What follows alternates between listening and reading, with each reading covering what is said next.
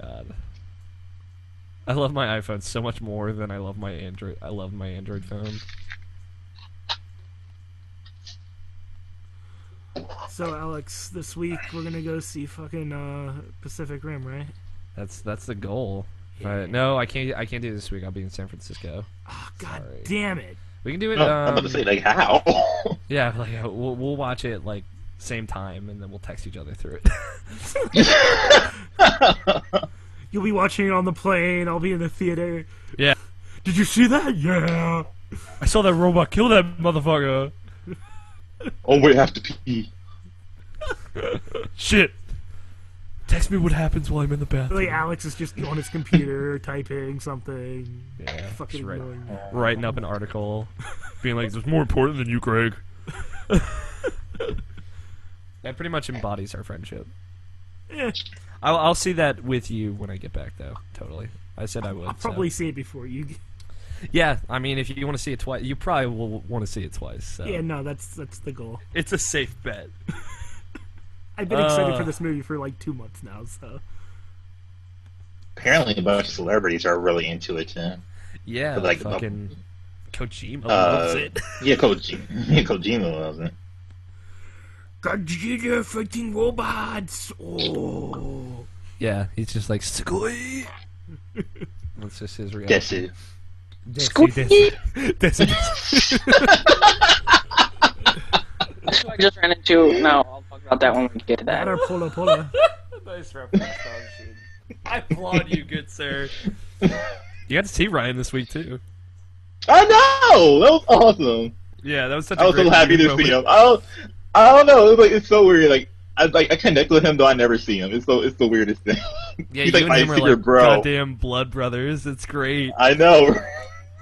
And, like, we were not expecting him to just stop by at all. I was just like, what the fuck, Ryan? What's up, man?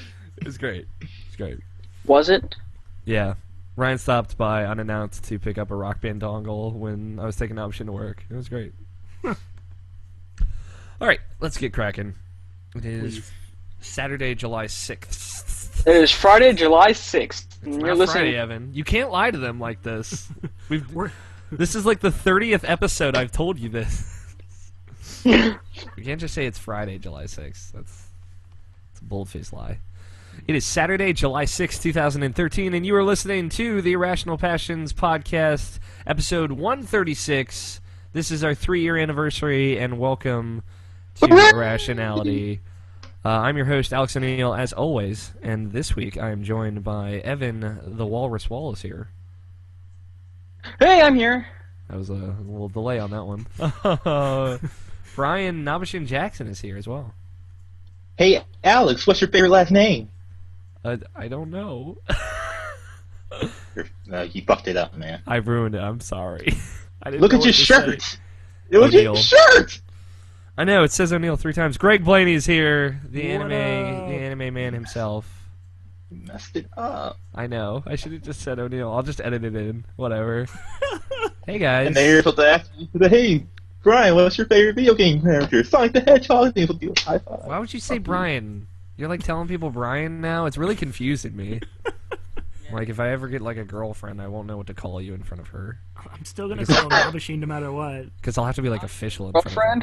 her. Yeah, I know. It's hysterical. Guys, July 6th, 2010, we recorded Irrational Passions Podcast, episode 1. And By the July... way, Alex, did you go live? Yeah, we were Okay. live. I tweeted the link and everything. I didn't know if you did or not. Yeah, so people can watch this video form. Yeah, July 6th, 2010, we recorded episode 1 of Irrational Passions Podcast. And July 5th, 2010, I registered the domain ippodcast.net. Back in the day, man. Before we And were how Irrational many Passions like talking links about- to porn sites did you get? Oh my god. Whew, let me tell you. Just like, that's the wrong kind of hamster. Do you pee in the mouth or pee in the butt? Yeah, exactly. That's the question. When you go to ippodcast.net, which P do you want to podcast? Winky face. But yeah, it was Evan, Scott, and I. If you're a recent listener, that was where we started. Then Mr. Joseph Fate joined us on episode 10, and You forgot just fucking Tony. no, Tony didn't join until episode 36. I don't know. It's 136 now, Evan. If he joined 130 something, that was like 2 episodes ago. Most people think Tony's there from the beginning. Tony joined episode. He was on the first episode. He was on was episode 28, I believe, and then he was on 31, and then he joined officially on 36 or 33, one of the two. And now he doesn't hang out with us anymore because he likes Magic the Gathering more. Only on Fridays. And girls, because fuck them. Yeah, well, I can't blame Well, literally, but well. Yeah, ugh.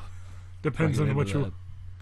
Depends on what you're into. But yeah, it's been a long and lengthy 3 years. I made a little image on Facebook and Twitter of all 5 of the Irrational Passions logos mashed together. I've been Which one am I?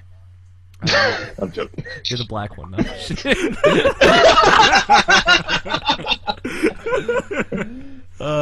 But yeah. So the newest one.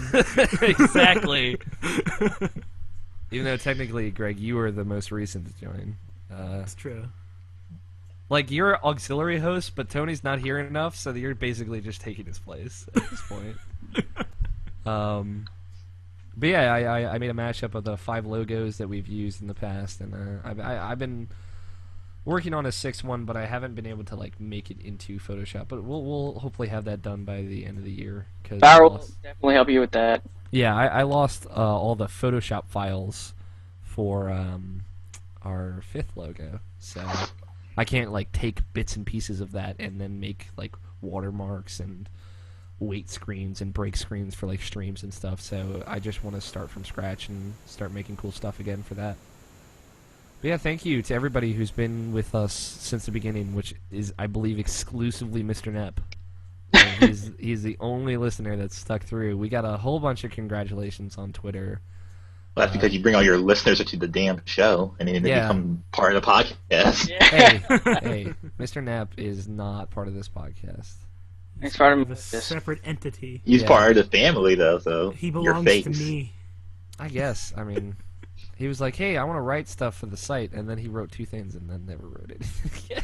Damn you, Mr. Knapp! He fell asleep. Sorry. Yeah, he fell asleep. Yeah. Just working through the night, sleeping through the day. I want to thank Cross Border Gaming. They've been giving us huge shout-outs, and Harold, of course. Harold and Frank have both been really cool to us. Thomas Masterson, Gunblade Warrior on Twitter, thank you. Spencer Nozel, or Snowzel on Twitter, and Prime, obviously, and Mr. Knapp, and Rhyme! One of our loyal. M. Griffiths, and I can't even remember Justin Graffius. I can't remember Justin's name. He's gonna kill me. Graffius. Don't worry, he's probably drunk somewhere on the internet. So Yeah, he'll be able to he's hear drinking you. a Nauto, just getting rock hard. Also, thanks to the Great Geek Debate and Ryan, who's the host of that podcast. They're awesome. They've been really nice to us. So Thank you, Rick. Don't forget our Twitch followers that we completely abandoned. Yeah, I know. We haven't streamed in a week and a half. It sucks. I But will stream something here eventually. I've just been I will busy. stream something if I get the help and equipment needed. yeah, okay. I'll I see will- what. So the streamers do everything for me, and I'll stream it. Yeah. Give me an Xbox One. Give me a PS4. I'll stream. I mean, Xbox Well, if you get him One. an Xbox One, you can Xbox just go stream straight live. from his Xbox. Exactly. You can stream to Ustream from your PS4 if you want. Jeez. Because who's gonna use that shit? Once they get Twitch, then I'll get on that. But until then, until that long. Till then, my long hip hog is the day. dominant source of streaming dominance. Yeah, man. I've been I looking use dominance in the same sentence. twice. Yeah. I've been looking into buying a PC and making a PC just for streaming. So there could be interesting. I want to buy a PC, but make myself a PC, but my parents are like, no. Takes a lot of money. Just like that. No. I would have to do it after I got my PS4. So. But yeah, I just wanted to say thanks to everybody on Twitter that's been giving us a ton of love. We got a good show lined up for you. If you've been reading the website, Monthly Passions went up, which is a great Monthly Passions. Tony, Nabshin, and myself got all up on that. Nabshin did 2, Tony did 1, I did 1. So yeah, that's great. That's out there. My Last of Us review went up. I was thinking maybe, I'm not sure if one other thing went up. Yeah, I did a Kickstarter pick, but I talked about that on last week's show. Last week's show isn't out yet. It'll probably come out with this week's show because there is some serious editing mishaps. It's like a 3-hour and 45-minute long podcast, and it's causing problems. Well, Guest star Jeff That Chorney. one's a pain in the ass. Guest stars Jeff Chorney and then returning star Joseph Fade on there, but that'll be out by the time you hear this. So you might just get twice the podcast. Also, I will not be here next week. I will be in San Francisco at the IGN offices, playing with Greg Miller. What's up? We should do an Alec or me and Scott podcast that week. We should do that again, except it'd be terrible. Probably no. Scott's like on fire. Every time he's been on the show recently, he's just been killing it. So we should do like a little mini cast, just the 3 of us, for old time's sake. That'd be awesome. But yeah, I won't be here next week. Nabshin's gonna be holding down the fort. He'll be hosting. I don't know. He's gonna have to gather the troops. So have fun with that, Nabshin. You're the only person I trust enough to do it because Scott's gonna be too lazy and forget. I mean, like Greg could probably do it. I could do it. But then Greg will be like, I have to get up early next morning, so fuck this. Oh, unlike Alex, who doesn't work. Hey man. Hey, I can get up early next morning. I'm gonna be like, screw it. I got school starting next week, so I got something at least. Oh, that's right. You have those classes. I feel bad for you. Fucking art class. Ugh. Tony Anyway, was telling me too, like, he was like, man, Alex used to be like relying on me for this type of stuff. Now that you're here, I don't have to do that stuff anymore. I'm like, I guess. I never relied on Tony for anything. Oh man, he was good about like making people get up their tracks, but that was like for the first 2 months he was on, and then he's just got as lazy as everyone else. It's like my track's always up Friday night. I was like, not again, never again. I'm waiting until Thursday the next week to get his track. God damn it. Yeah. So I won't be here next week. Nabshin will put together something beautiful for you guys. That no worries. I trust him. But yeah, that's it. So check out my Last of Us review. I put a lot of work into it. I really like that game. We'll just do a malicious cast over the Irrational Passions cast. We'll just God. talk about anime for 3 hours. Bring on Mr. Nat that one time. I've actually never talked to Mr. Net before. Yes, you have. He was on our. You have. He was on our Game of the Year show. Our second Game of the Year show. Seriously? Mm-hmm. Yep. Yeah. That podcast was a train wreck. I remember that. It was a train wreck. It was a goddamn train wreck. But, Was I there? no. Okay. No, you were. You were there. It was 4 of us in the room Was he together. there? Yep. It was Greg, Tony, Evan, and myself in the room together. And then, You sure? I don't remember him being on the. Yo, you Yeah, sure? he- I don't he- remember him. He fell asleep He ducked halfway out. through the show. Yeah, exactly. Because we were keeping him up past his bedtime. He sleeps during the day, so we were fucking with him. He's a vampire. Yeah, that was a train wreck of a podcast. It was fun, but yeah, I wouldn't want to listen to that one. Not to like unendorse my own show, but that one Yeah, specifically. fuck that episode. Nabshin took the reins for our third Game of the Year show and made it fucking awesome. Though that show is great. You should listen to that. So thank you, Nabshin, for that. Me and him have been doing additions to this upcoming Game of the Year doc. It's already been set up and everything. So Can't believe that's I already added 2 more categories. yeah, I'm excited to see them. I added a couple categories. We've been. Do we still have the playing around with it. Walrus? Yes, we still have the Walrus Award. Yeah. So Even though Animal Crossing's going to win, so there you go. yeah, there you go. You don't know that. I don't know. Sly Cooper could take a second. But you have to play it first. Yeah, he I does. played it.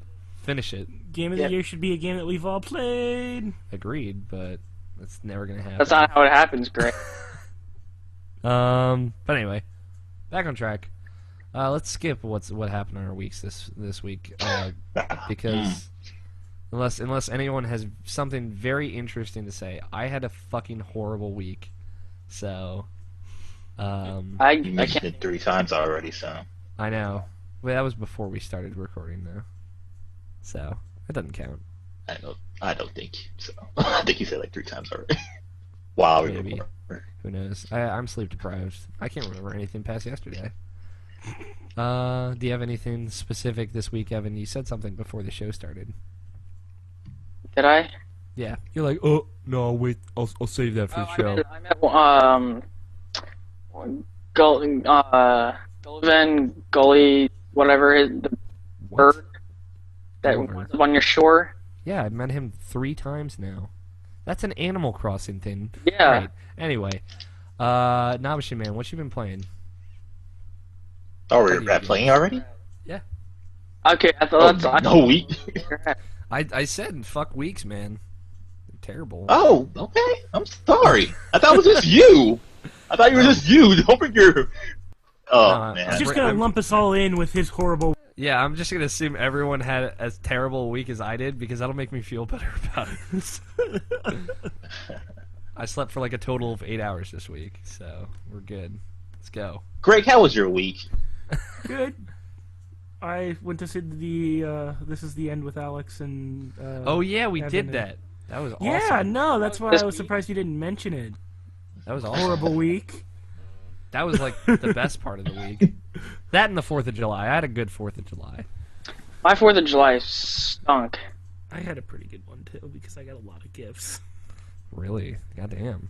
Well, we celebrate birthdays on my stepmom's side a little weird. We just kind of all lump it together. Like, I got you. yeah. No, we do similar stuff.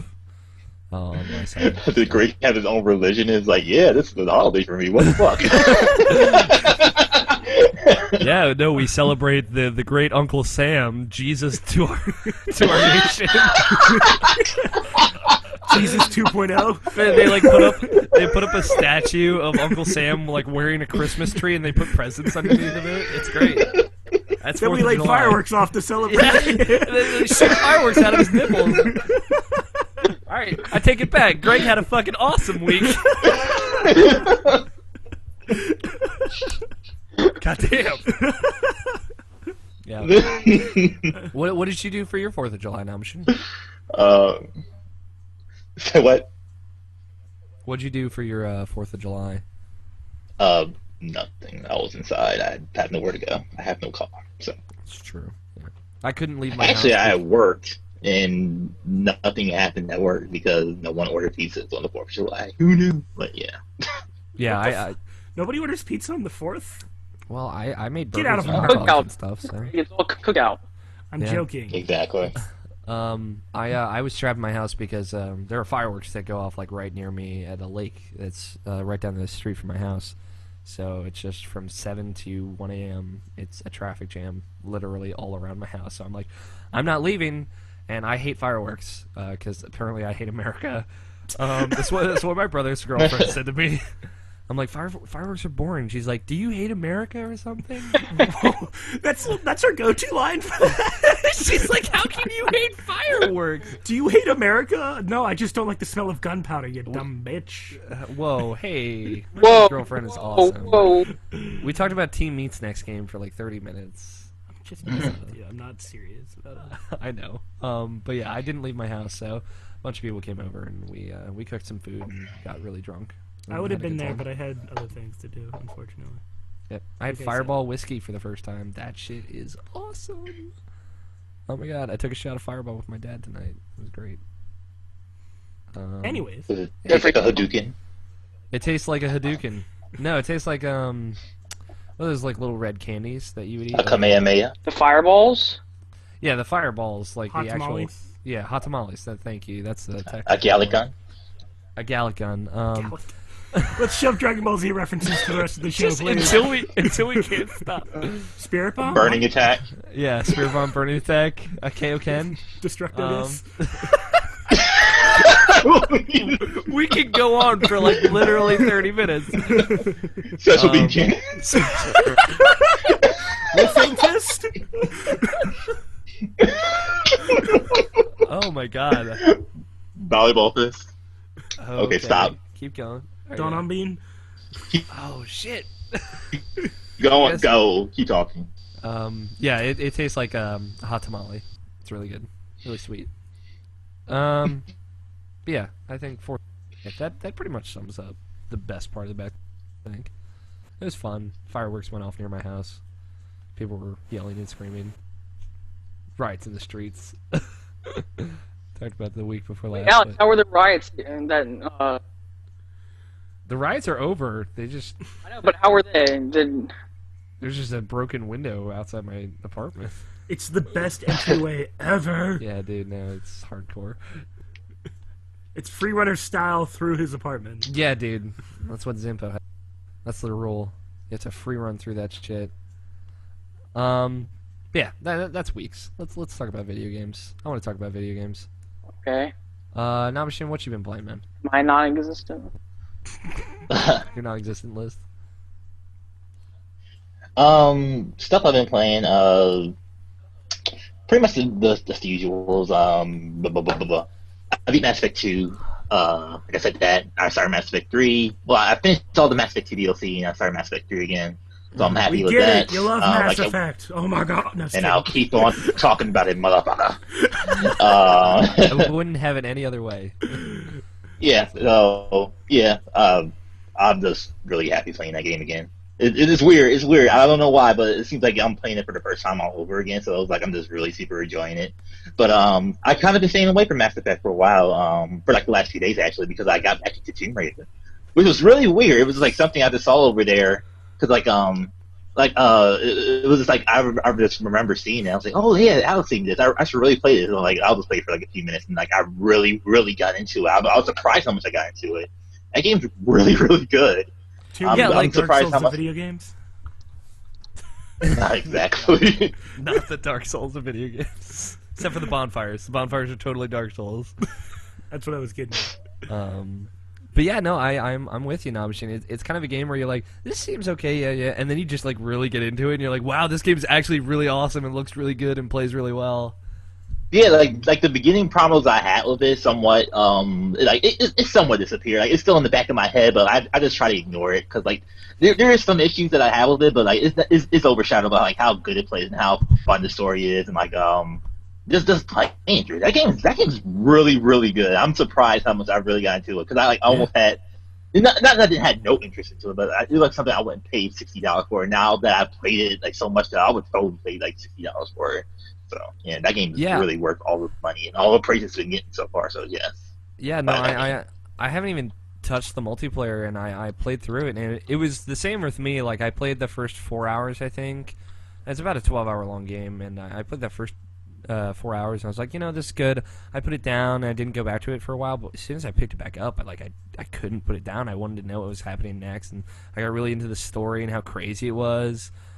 It's just really fun. It's a really well-made, good-looking, and better playing game than like half of the stuff out there. So yeah, definitely. Crystal Dynamics outdid themselves.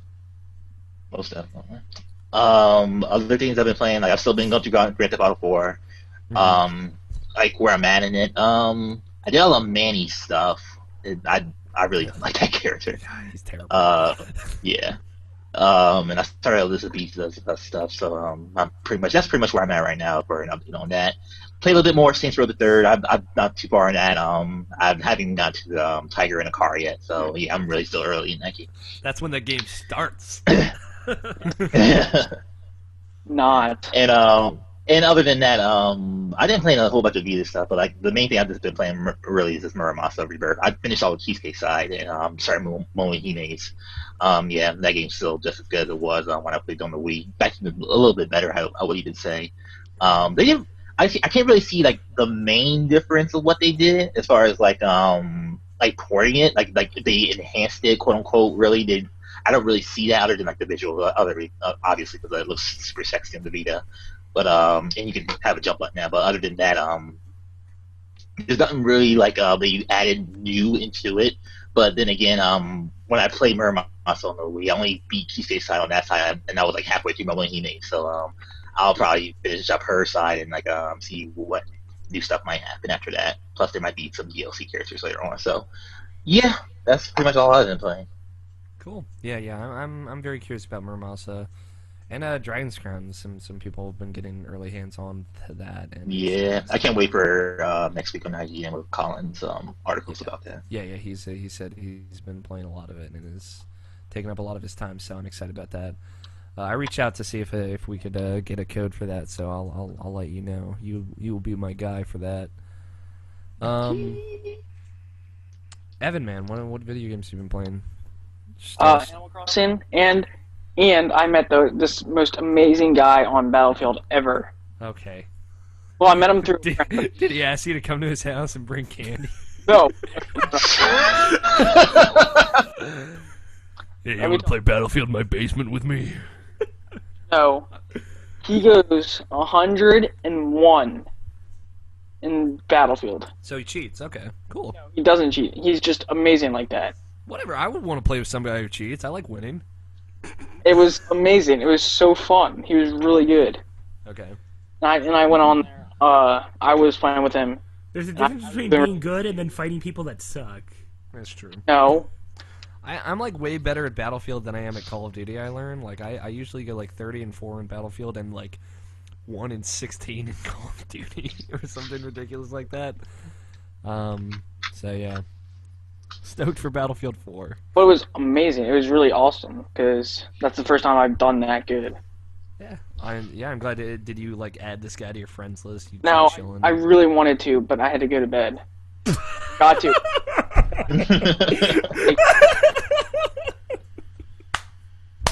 I really Bravo, Evan. Bravo.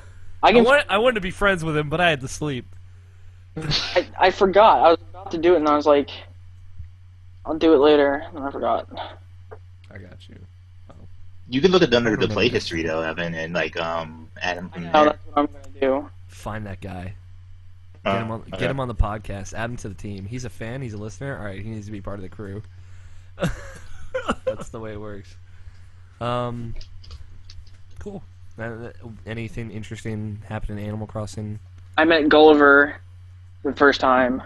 Yes. For reference, Gulliver he's a pelican that washes up on your beach. And you're supposed to wake him up. He has amnesia, and if he will describe a place to you, a country, and if you correctly pick it, he will send you something from that country. Which I picked it right because I'm awesome. Well, what was the country he was from? Belgium. Really? That's a tougher pick too. Of course, if you had made waffle references, you would instantly know. He made chocolate references. Okay. And the mannequin P guy. Okay. Yeah. And then I ended up Googling. Okay, so you cheated. Gotcha. Did y'all get I- anything special for the 4th of July? No, not yet. I forgot to log on to the 4th of July, so I'll rewind time and check. I'm not going to. I was like, I want to go back. I just want to go back an hour and see, because I got on at like 12:30. I'm like, nope. I'm gonna live with my consequences. But Alex, did you get anything from depositing 100,000 bells into the bank? Yep. They sent me a tissue box. Yeah. I got Did you something. send motion as well? Yeah, they did. I got something for depositing 1 million bells in my bank account. So it was I've been trucking away on that. I discovered just like going. Oh Jesus! Sorry, allergies. Excuse me. Going to the island and just like filling up the box with just rare fish from there. That is instant bank. I made in one trip. I would usually make around 400,000 bells. All of it, or just the rare fish? I would just do rare fish. If I caught like something common like a sea bass or a zebra turkey fish, I would throw it back. And then the rare bucks. Platypus bear fish, yeah. No, and I had a chance to catch the largest fish in the game, which is a coelacanth, and I fucked it up. I was really upset about it. Like, I seriously sat staring at my 3DS for like an hour, just being like, I fucked up. This is all my fault. I have to live with this. Yeah, you do. But yeah, it's a super rare fish. Anyway, I've been trucking away in Animal Crossing as well. I've been just doing what are they? public works projects. I've done a total of 13 public works projects. Dang, okay. Only because you're rich. Well, again, like I did 3 trips to the island in one day and had 1.2 million bells. So I was rolling in dough. Tony's just texting us, yeah, I'm sitting on 3 million in the bank, got my house fully paid off, blah blah blah. I'm so awesome. I'm like, wow, Tony, wow, you're that guy now. Fucking be happy. He can fucking sit and get 3 million bells in the bank in Animal Crossing, but he can't come on this goddamn podcast. I need more bells so I can finish public works and so I can finish my house. Yep. So, Animal Crossing's going good. I have Shampoodle open now. The Super TNT Mart is opening on Monday. I'm excited. Anything else, Evan? Just Battlefield and Animal Crossing? Yeah. My guy faceplants every 5 seconds while I'm running. It's hilarious. Why are you wearing bad shoes for that shit? No, it's just hilarious. I don't know what had happened, but I started tripping, and then I stopped, and then I started tripping again. I don't know why, but it was hilarious. Have you opened Were your shoes untied? Yeah, seriously. Did you fuck something up, Evan? I'll run and then go boom, and I'll start laughing to myself. Do you have any silver tools or? Not yet, but I'm almost. I need one painting, which I will buy when I see. Make sure you don't get a fake painting, though. I know. I have 2 guides, one on my phone and one on my computer, so wherever I'm sitting, I can reach a guide easily. Oh, good. Thank goodness. Some of those painting things are hard to pick out. Fun fact: I didn't know that the 3 of them are fake and one of them isn't. The first time I went in there, and I picked the real thing, and I was so proud of myself. The guides, they're actually really good guides, and they'll tell you how to spot the fakes. Yeah, it's really little things, too, so they're easy to overlook. But, I then you should be able to get the museum upgrade. I got the silver shovel today, so... What's it? Let me look it up again. The silver shovel, basically, if you hit the money rock, instead of money coming out, gems will fly out. Oh, sweet.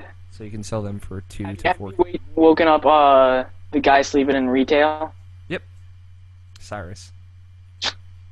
You need over 150 pieces of furniture in your catalog. Yeah, I know. And you have to have sold 100,000 bells worth of items. Which I'm pretty sure I have done. I just sure. need the furniture and clothing. Yeah, I have so much clothing and furniture, so... have you gotten... So I'm going to go to retail and, not retail. I'm going to go to Nooks and, Able Sisters. Able Sisters. Sisters. Have you opened Kicks yet, or Shampoodle? No, I'm still trying to get that. What level can... I haven't gotten QR codes either. I have nothing. No public works projects completed. Do you have the Green Suite? Okay. No. Well, jeez. I haven't had anything. It's... I'm sorry, Evan. bad. I'm sorry. Well, we'll move on then. Try. Greg, what have you been playing? What's up? I have been playing... I see Last of Us on this list. Let's save that for later, okay? Yeah, I've been playing LOL, like usual. I like that game. I know you do. You love that game. I've been playing Chivalry again. I downloaded it and played with Anthony this afternoon. Picked it up really again? Fun. Just doing... Still fun. Have Yeah, they done it's better crazy balancing with it? Because that was a problem for a bit.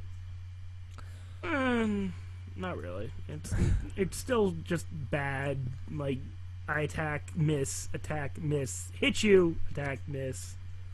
It's just kind of that game was never built to be serious. It's seriously just that game's just kind of ridiculous in the best way, though. It's a great game though. It's just fun.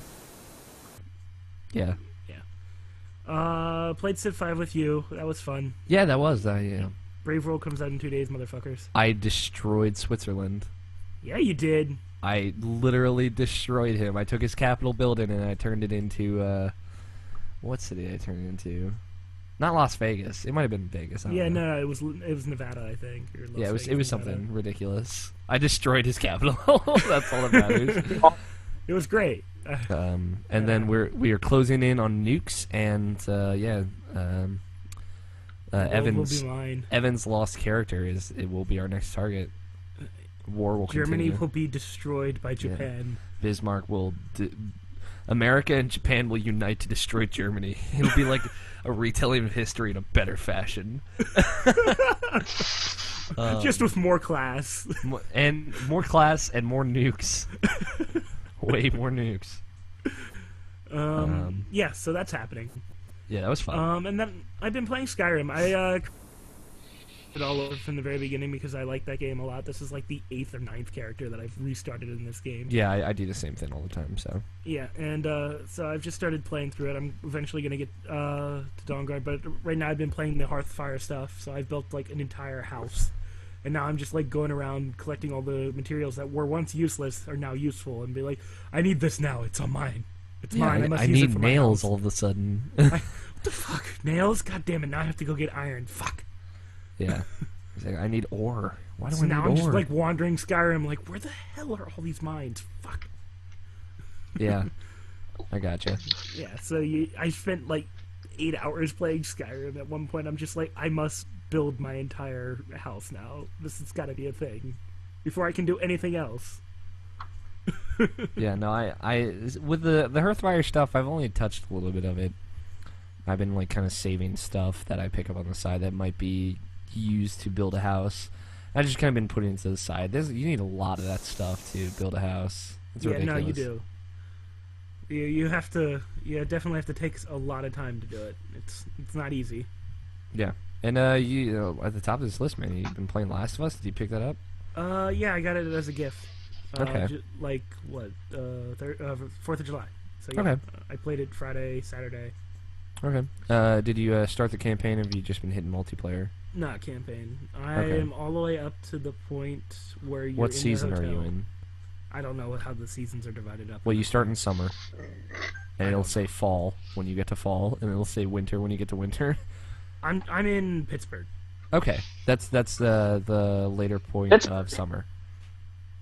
I don't know. Without spoiling anything, can you generally say what's going on? I'm in a hotel and I fell down an elevator shaft. Okay, that is literally the best thing you could have said. That's where the that original E3 demo ended. So yeah, you are at a great point. What do you think of it so far? Nah. It's too I scary rage for you? quit. I rage quit this afternoon. I got pissed Yeah. off of one of the enemies. I was like, fuck this. That game is not easy. What game is this again? The Last of Us. Oh, yeah. You. How That do you- game starts how off do- extremely slow. That game starts off great. Oh, No, not like the first cutscene. I'm talking about like to actually get into stuff. It starts off extremely slow. I know, but like I really appreciate the pace that it gives, because it starts off slow, but it builds really, really quickly, and then once you get to build town, it is like literally non-stop switching between different mechanics that you have to use and understand and adapt to quickly. Like the new items that you get to craft and the new weapons that it's Once kind you of started thrown at getting you. more items, then I started liking the game a lot more. But at first, I was kind of like, this is kind of boring. I mean, it's not boring. I wouldn't say that. I really love the because like I've been playing on survival myself, and that is fucking insane. That is an entirely different experience, and it has that kind of like you're watching a movie and the hero does something ridiculous and crazy. It has that feeling that you are putting that together. Like, well, I just literally shot my last bullet of everything that I have. So you're kind of like God, I desperate. hate that so much. You're desperately like looking around, and then you're like, all right, I see a bottle, something sharp, and some tape, and then you craft a shiv, and you have a You bottle, shiv for days, son. and then you throw the bottle, and then you just start stabbing people behind the back, and it's just like there's so many of those moments. Like in Survivor, it's you barely have enough resources to have one of anything at any time. So there are really tense moments where you're about to hit like a huge combat portion, and you're like, you know, I have low health, but should I craft a health kit or should I craft a Molotov, because I don't know which one I'm going to need more. And those moments like really change that experience so dynamically. I would recommend to anyone who's pretty good at games to just go right into hard mode on that game. Because the having less supplies, which is like it does get harder and the enemies do more damage and whatnot, But the having less supplies is what makes that game so much more tense and so much more thrilling at every turn. But I love that game. Not gonna lie, I'm playing it on normal mode. That game's pretty hard by itself. Yeah, no, I started on normal, and I hit some tough bits. Especially when you had to deal with the books, the library part. Yeah. The bookstore library thing, whatever. Yeah. That's like one of the toughest. That's one of the toughest human encounters. But There's yeah. so many dumb things that can happen to you.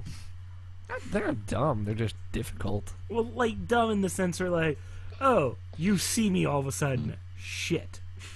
Yeah, I've been hearing a lot of anecdotal experience of like people seeing you when like you didn't understand why, and yeah, again that's just Yeah, I've had that happen to me where like I'm hiding behind something over here, and then there's 4 guys behind me. I'm like, great. Yeah, There's no way I'm living through this. That's just like not been something that I've had a problem with.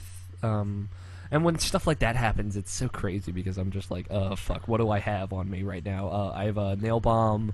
Grab that shotgun and fire away. A Molotov. I have 3 rifle bullets, and 2 pistol bullets. I'm like, oh fuck. So I just throw the nail bomb around a corner, Molotov the people that I see in front of me, and then wait for people to come around, and then just like rampage out with my 2 bullets. Go crazy. Yeah, that game is crazy. I just like making a fucking baseball bat and then shoving scissors in and then scraping people's skulls.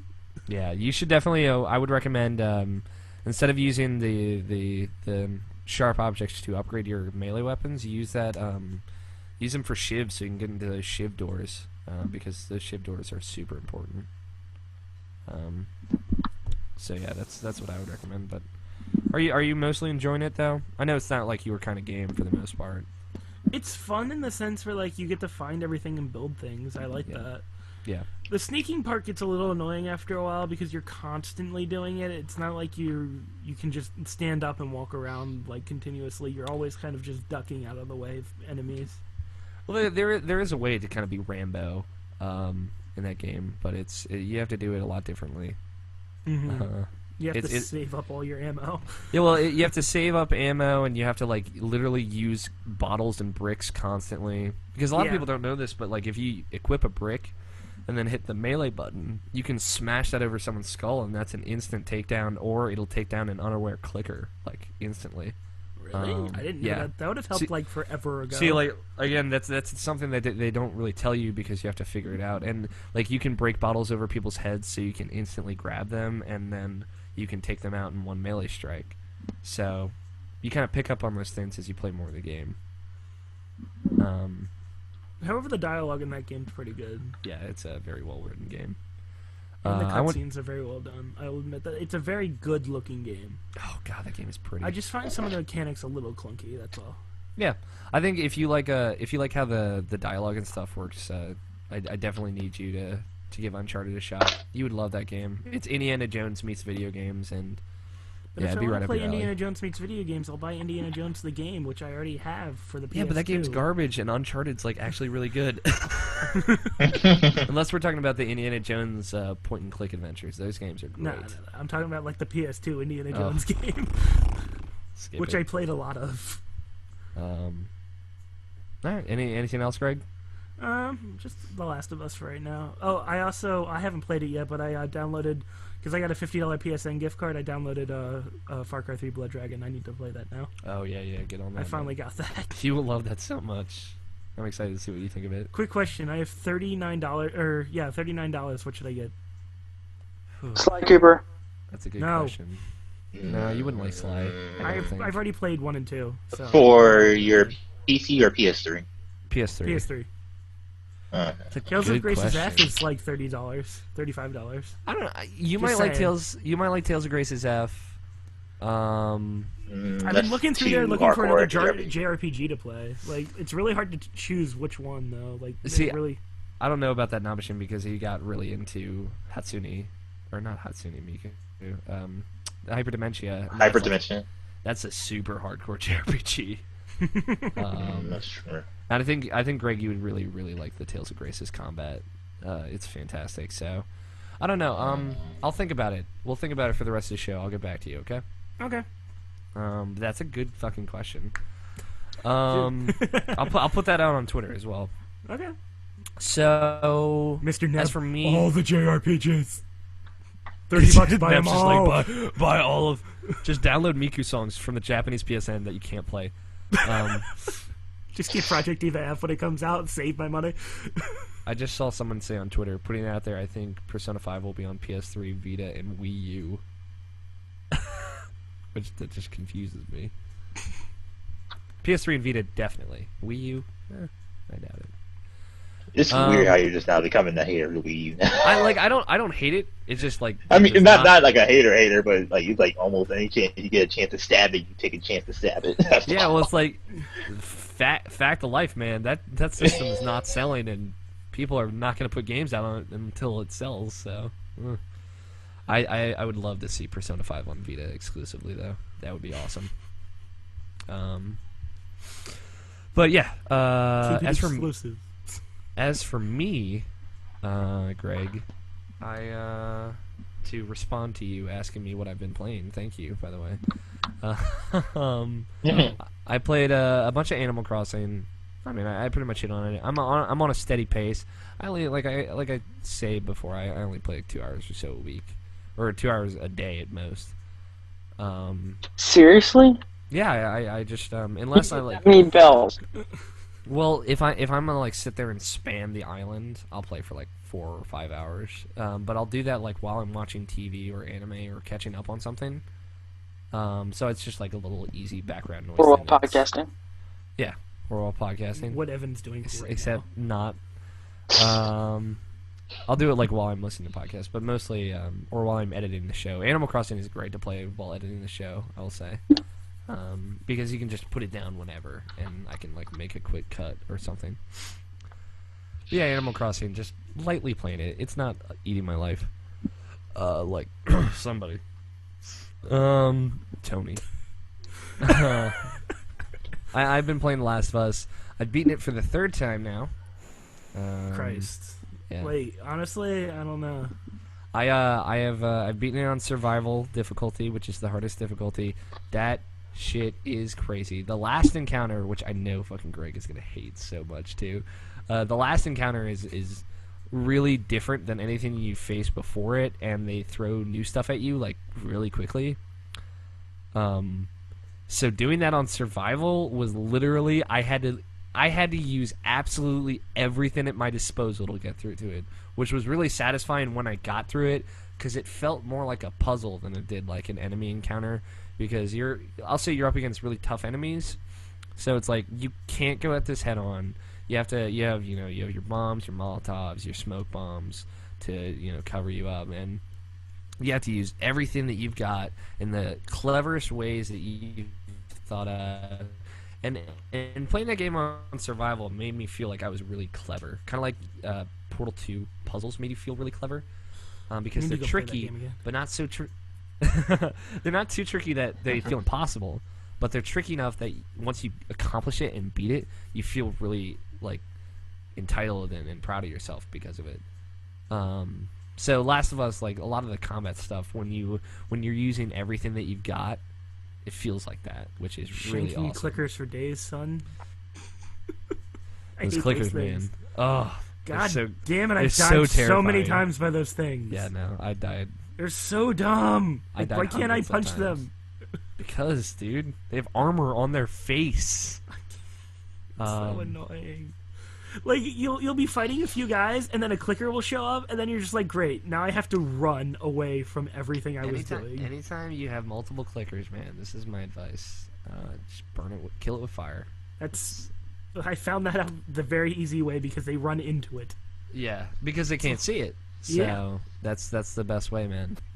Also, fun fact: the easy way to take down a clicker: throw a bottle at it, then pick up a brick, and while it's stunned from the bottle, you can just smash its face in with that brick.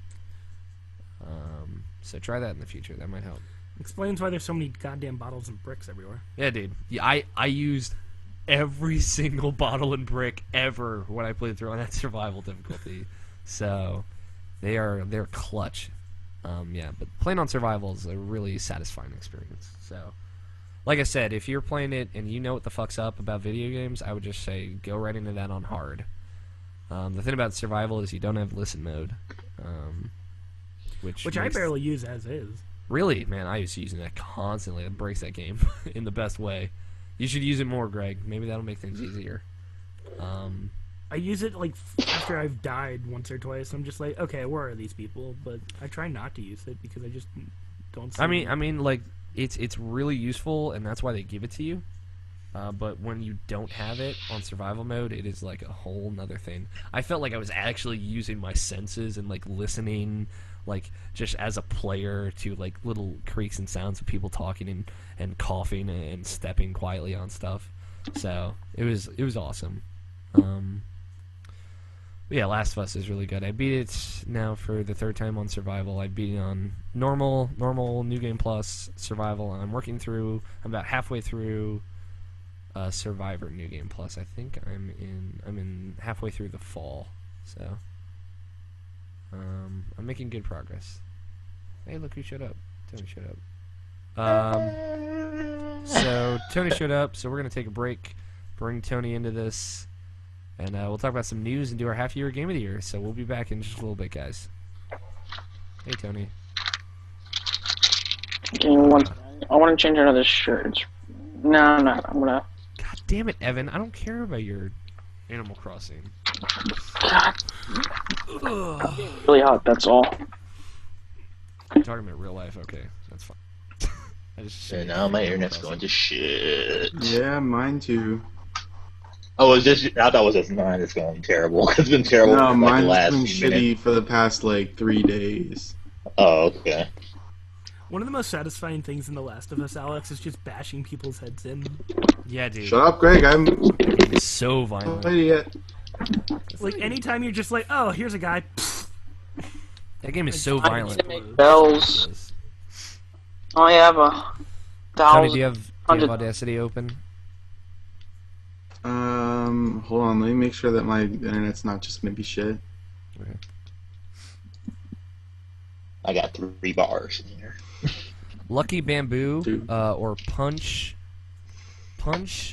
Spin Kick on Twitter. Greg says Hello. you should buy NIS's Time and Eternity on the PlayStation Network. I don't know what that is, but Alex, any tips?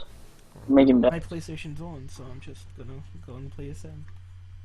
By the way, does any of you guys know JP_THUNDA?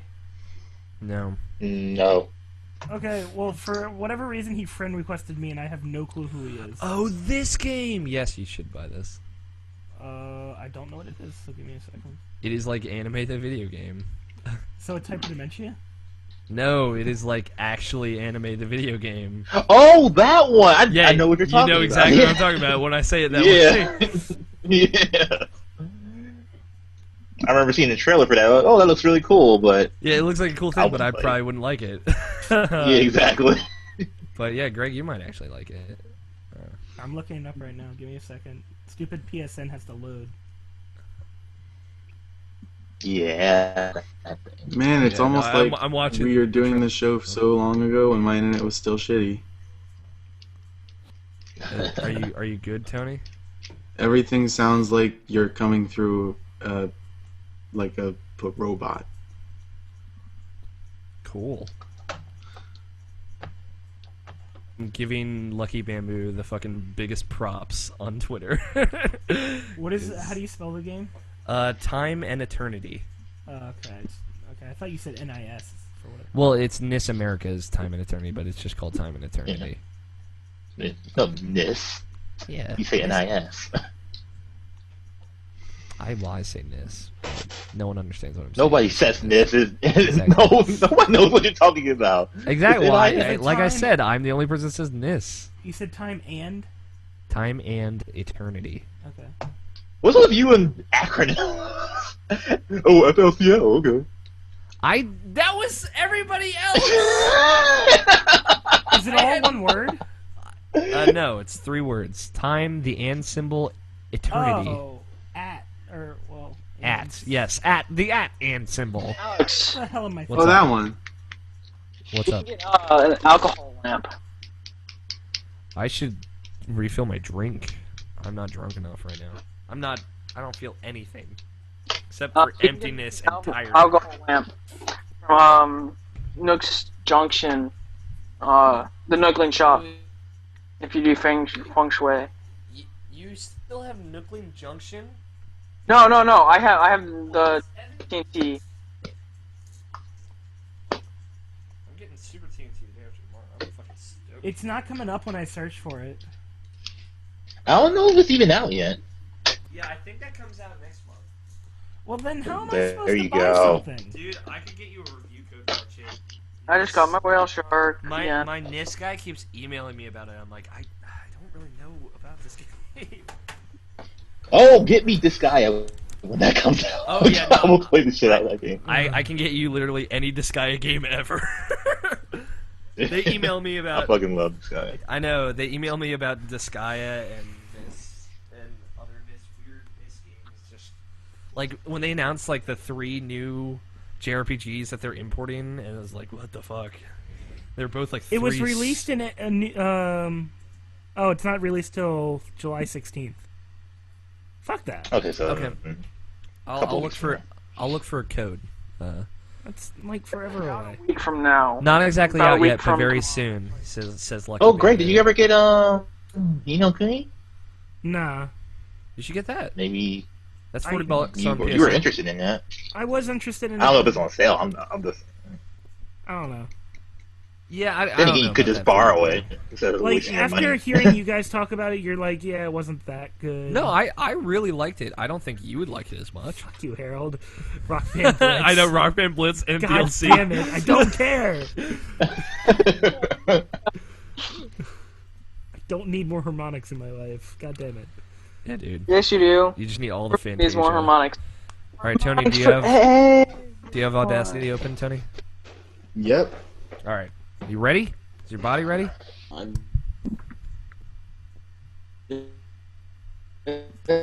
Dude, wait. Wow, what the heck? It literally froze you while you were making the dumbest face ever, Tony.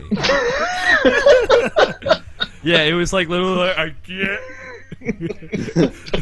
can't. Well, Sorry. All right. 5, 4, 3, 2, 1. Record. 1, 2, 3, 4, 5. they say I'm ready. Did you get it? It was literally slowing down when you were doing it. I know. No, I heard it. Stupid I went. internet. I powered through it. I can't wait till... Prime says Guilty Gear Accent Core Plus. That's a heard fighting about Guilty game. That's a funny game. That makes me Yeah. even less interested. I know you would not like it. Yeah. If I had good internet, I would look up for you right now. I can't. Yeah. That's a good fucking question. Like, let me. I'll look up. Cause Yeah, I got a brain fart Yeah. right now. Tony's rejoined us. Tony's picture has been frozen in time, along with another Tony. It's a paradox. We have to kill one of them. Which one? Kill the right one. You'll be You take free. the other one. No, you Alex, take the quick, other one. take a I'll take screenshot the so other you can one. post it Which somewhere. one's the ugly one? All right. All right. Okay. This is the IGN recommendation. So we'll just go through these. You don't have to love these. Tokyo Jungle. That's probably not up here. Mushroom Wars not up here. You might like Blood Rain Betrayal. That's a cool 2D action. No, game. no. Oh yeah, but you hate that game. No. Sideways. I don't Road. hate that game. I was Sideways New thinking York is about not that picking good. up Malicious. I like that game. That game was cool. You might like Malicious. That's only $10 too. Yeah, no, that's Castle what I was- Crash. It was free on PlayStation Plus like a month or two ago. Yeah. It might still even be free. I don't remember. Yeah, PlayStation Plus. There you go. Yeah, just get fucking PlayStation Plus. You get- Thought about literally- that, but whatever. I already bought stuff. Dude, no, it's totally worth it. Dead Nation is good. I don't know how you feel I will about buy twin it stick when I'm shooters. forced to when I get a PS4. But other than That's that, dumb. You're missing out on free games. I'm missing out on games that Could I'll get get on XCOM the for free. PS4. I want to upgrade soon anyway, so That'll be cool. Yeah, Tales of Grace's F is $34 right now. Except if you get the night edition, it's $50. Oh, get Pac-Man Championship Edition DX. Just get that. Oh god, that game's so good. Did you hear about that DLC? That DLC looks Yeah, insane. dude. Oh, I want, and like half of it's free to top it off. Is it? Yeah, I didn't know that. yeah. Oh. There's a couple new additions and gameplay modes that are just gonna be free. Crisis 3 for $39.99. That's so. That's crossed my mind several times. Yeah, I'm Why trying to would think of you like. get that? You were anxious for that game, weren't you? Yeah, I was. Yeah, That's I feel like without the multiplayer though. you wouldn't get enough out of the multiplayer. Is the problem. You would love the single player, but that's really short, and then you would be disappointed with multiplayer. Yeah. Just get that's- PlayStation Plus Right. because Crisis 3 will probably be free on that in a couple months. That is totally true though. Like seriously. Yeah. Actually, Like Sleeping Dogs came on that shit. that game's great too. Sleeping Dogs is good. I'm literally just like looking through Okami for $20. You would appreciate a lot of aspects about Okami, but I don't think you would love it. I love that game though. I'll be straight with you. I think it's cool. Yeah, you would, like I said, you would think it's cool, and then you would be like, all right, I'm done with this. But I enjoyed my time with it.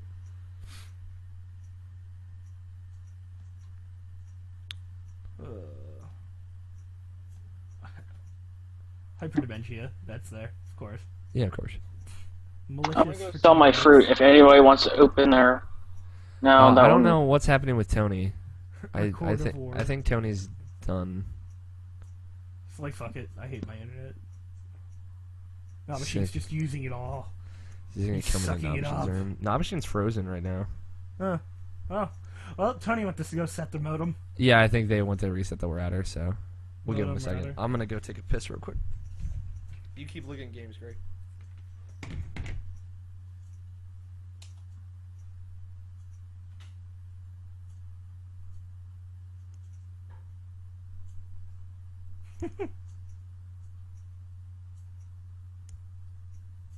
What you been up to, Evan?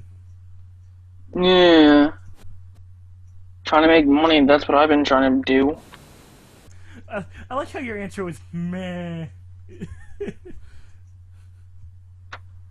I want to make some money. I need a wetsuit. Oh, that's right. Shadow of the Colossus is $10. Shit. Damn it. I forgot that was on here.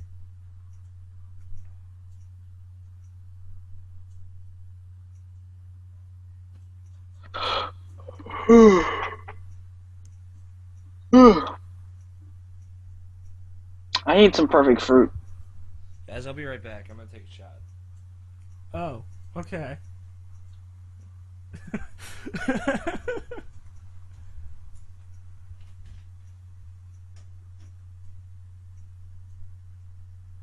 The original Crisis for 20. Hola. Hi. What did you kill Nobashine for the internet and then took it over? Yep.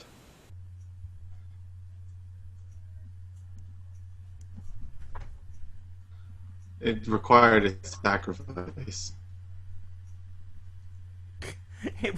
The internet requires a sacrifice. It did. So, I sacrificed my dignity. Sorry about that. But Did you reset the connection? I just chugged it's like still 4 kinda shots out of shitty, the But top of that thing. Whew. oh, good. Alex comes back, and now my connection is shitty again. I'm like probably gonna get really fucked up in a minute. Any tips on making money fast? There was Go to the island. Go to the island at night. I am there right now. Fill up your basket, then come back, sell it all, go, rinse and repeat. It's worse than before. What's going on? There was Shadow of the Colossus for $10. Oh shit, Harold's in the chat. What's up, Harold? Harold says Dead Nation is not good. I like Dead Nation a lot. This coming to the Vita. I'm confused. Yeah, I'm really around- excited about it coming to Vita. I think that's going to be probably the best way to play it. Harold I also didn't like that says, Nation that much either. yeah, I totally get that though. I liked it a lot personally. And Harold says malicious Is it underground? Question mark. Yeah. It's always underground. I get it, because you talk about the game malicious. I also got that reference as well. I understand. What is I don't know how Cressy to Tail spell it Mix? out for people. I've never heard of this game. Get Moondiver. I thought about that too. Moondriver. Moondiver. No, that game's not good. Don't. That game's don't alright. Don't listen to Nobishin. That game's alright. 2D platformer. I was watching Net play. Nep There's a has it, demo. and he was gonna play multiplayer with Nep. That was the thing. Harold, there is no Scott tonight. Something came up. I'll tell you what. I like the demo more than like the actual game. That's However, all I I'll say really about just it. want a JRPG. Like seriously. Then yeah, go for Tales of Graces. I'm serious. If you really want a JRPG, go for Tales of Graces. You can't go wrong with the Tales game. You'd really get into the combat as well. Or 'Cause just borrow it from Alex. Instead of wasting your money. Tales of Graces is kind of like the Devil May Cry of the Tales series. It honestly feels a lot more like that. Because you're a pro at that now, right? Fuck no. Oh god, Legacy of Kain Soul Reaver for $5. That is so worth it. That game Yeah, is so good. Joe loves that game. Oh, it's so good. Raphael. Michelangelo. Well, okay. Leonardo. Donatello. Sorry. With our powers combined, we are the Teenage Mutant Ninja Turtles. Yeah. Nobishin, I was on the same page. Alright, we have to decide what's going on with what's going on with the internet, guys, seriously. I don't know. It's kind of terrible. I can't even get into the Google Drive right now. Oh my god. Try I'm doing just trying to be the last. try doing what Tony did and turn off your video. See if that helps. I did. It doesn't seem to be helping. Fine. Show my pretty. It makes Dad Fox is watching. He says Twitch is better. There's like all these like unknown anyway. JRPGs or like Japanese games that are on here. Oh, these aren't for sale. These are Harold is getting an Ouya, he says as well. an Ouya. Yep.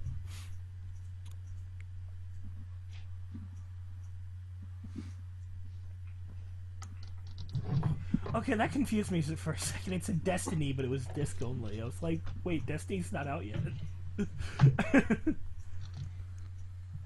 Oh.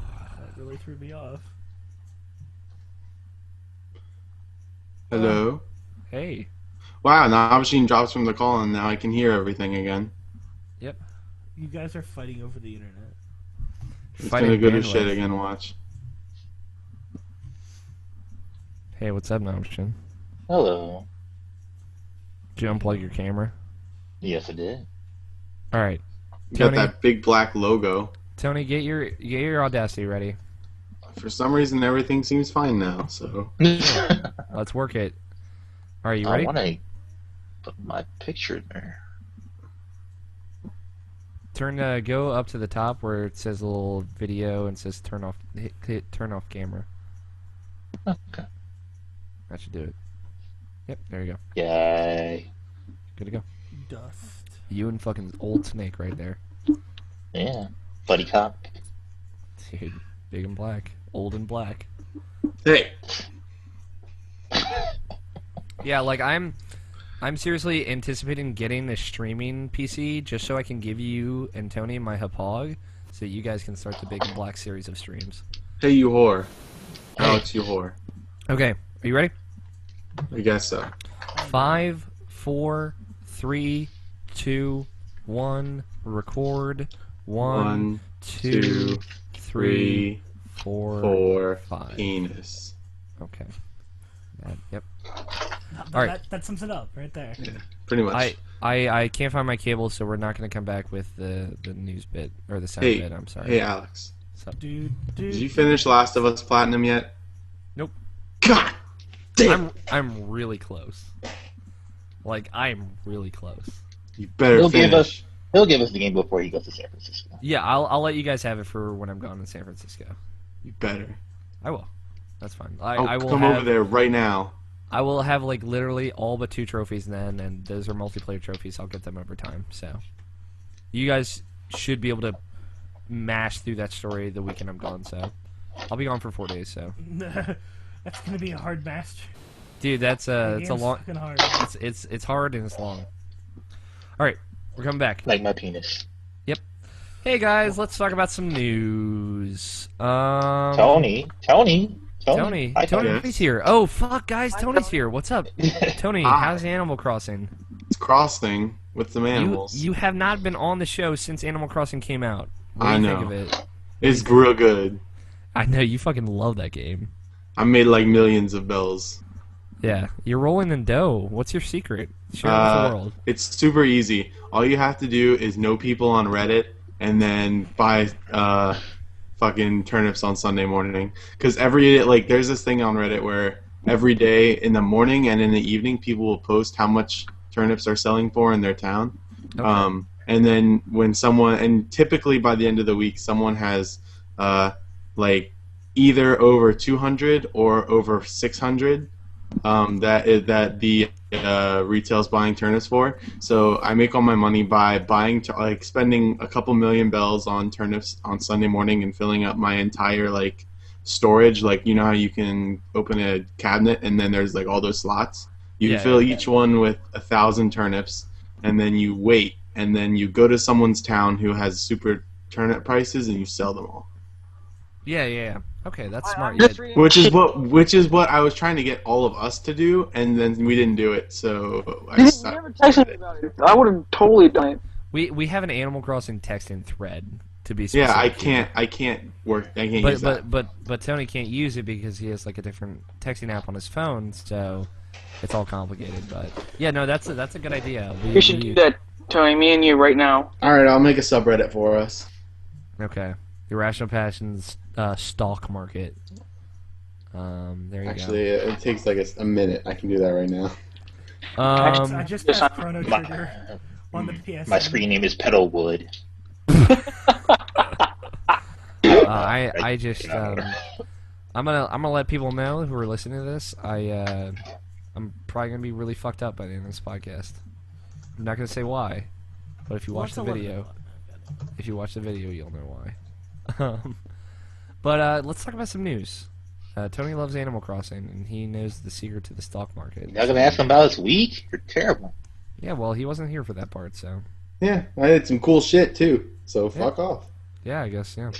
Wow. The internet misses out on it. Guys, Don Matrick, head of Xbox, he left Microsoft for Zynga.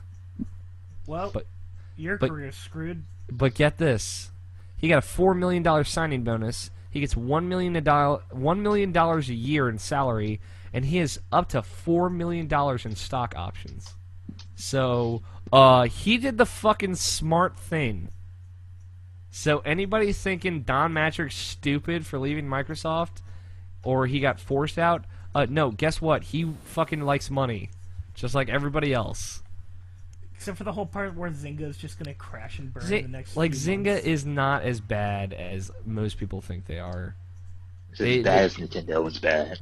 Yeah, it's just like people think Nintendo's boned. Nintendo's not fucking boned. Alright, Zynga's not boned. They've actually been restructuring their mobile games and Facebook games market, so they have like a couple cash cows that they're literally just making millions on. They have nothing to worry about. So, seriously, guys, the whole Don Matrick's dumb, he's fucked, he's boned. Don't be stupid. I really guys. don't know who Don Matrick There you go, guys. I just know Zynga's not doing well, but Don Matrick is He's the face of the Xbox One. The face you see associated with the Xbox One right now. he's the guy with the bowl cut. It's not quite a bowl cut. He's the guy with the wavy hair. Yeah, that guy. Yeah. Okay. So he's the guy that came out on the Xbox stage and he talked about everything. So he's kind of like he's the head of he was the head of the Xbox division. As of next week, though, he's a CEO of Zynga. Nice position, nice title. I think the probably the bigger story of that story is because it's not like this happened overnight or something like that. This had to happen like months in advance. Yeah. So the kind of the stuff I've been listening to from other podcasts is like maybe that he kind of took the shot for Microsoft because he was leaving anyway for having quote unquote giving the bad news about the Xbox One. Yeah, here I wrote a news story about it, and I think, not to toot my own horn, I think I summed it up pretty well. I said, seeing as Matrick was the face of the Xbox One with DRM, getting a different face following the reversal of policies makes sense, as far as PR goes.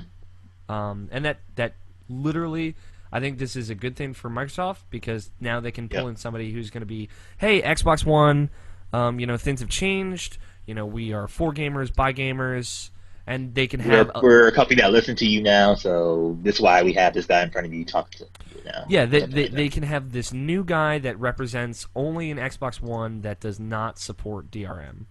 So it's a win on both sides. Matrick gets a really good position at Zynga, where he's probably going to do some interesting shit, and Microsoft gets a kind of like a rebirth in PR, and they get a second chance at this shit. So... Yep.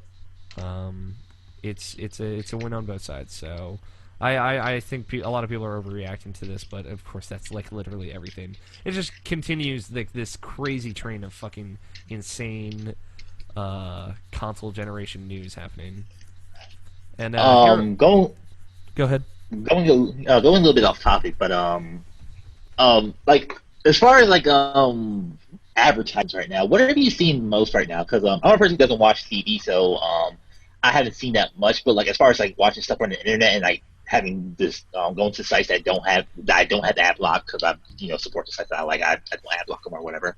I've been seeing a lot of the PS4 stuff, but I haven't seen anything on the Xbox One. But I heard like recently like they've been in movie theaters right now. So have you seen like any X1 advertisements anywhere? No, I having been to a couple movies recently, no X1 advertisements. I cannot watch Hulu without that goddamn PS4 Greatness Awaits advertisement. Yeah, exactly. Like, I can't do anything on the internet without that one dude who looks kind of like Jeff from Community coming out and being like, Greatness Awaits on PS4. Like I said, I think PS4 is trying to dominate on the internet, while maybe Microsoft is trying to dominate on the TV. But I don't watch TV, so I haven't seen it. So that's kind of a weird thing to kind of compare it to. Again, Sony recently completely restructured their advertising agency. So maybe they got rid of all their PR people, so good on them. Yeah. Or marketing people, I should say. Because they were fucking up. So they have a really strong marketing start. And plus, they have great PR bankroll with this whole "we love gamers and we are gamers" thing going. So, Sony's on a fucking roll right now. But yeah, it's been a saturation of PS4 advertisements for real. In other news, Persona5.jp was registered today, apparently. Today. So. Also, Harold, who's watching us right now, says Don Matrick's hair looks like a wet towel, which is true. Sorry, Don Matrick. Whatever. He's rich. Who cares? He's rich. Yeah. He doesn't have to worry. I'm rich, bitch. He doesn't have to worry about stupid nerds like us on the internet ever again. So, but yeah, what's up, guys? You thinking TGS announcement imminent? I think, I think an announcement is imminent. Technically, like I looked on Wikipedia, technically, I think they said that they're actually was working on like Persona 5 in like 2011. So this will probably be the time for them to actually show it, and especially since Atlas is in a bad place right now, or actually just Index is in a bad place right now. They need to put up their heavy hitters like right now. What happened? Atlas got bought, right? I don't know the full details on this. I missed out because it seemed to happen. Okay, so it's the parent company of Atlas is going Greg's dropping under. Knowledge right now. They went into like the Japanese form of bankruptcy. Okay. And so right now they're kind of like in the balance of becoming something, and Atlas is just kind of hanging out. So we don't really know the future of Atlas currently. Okay.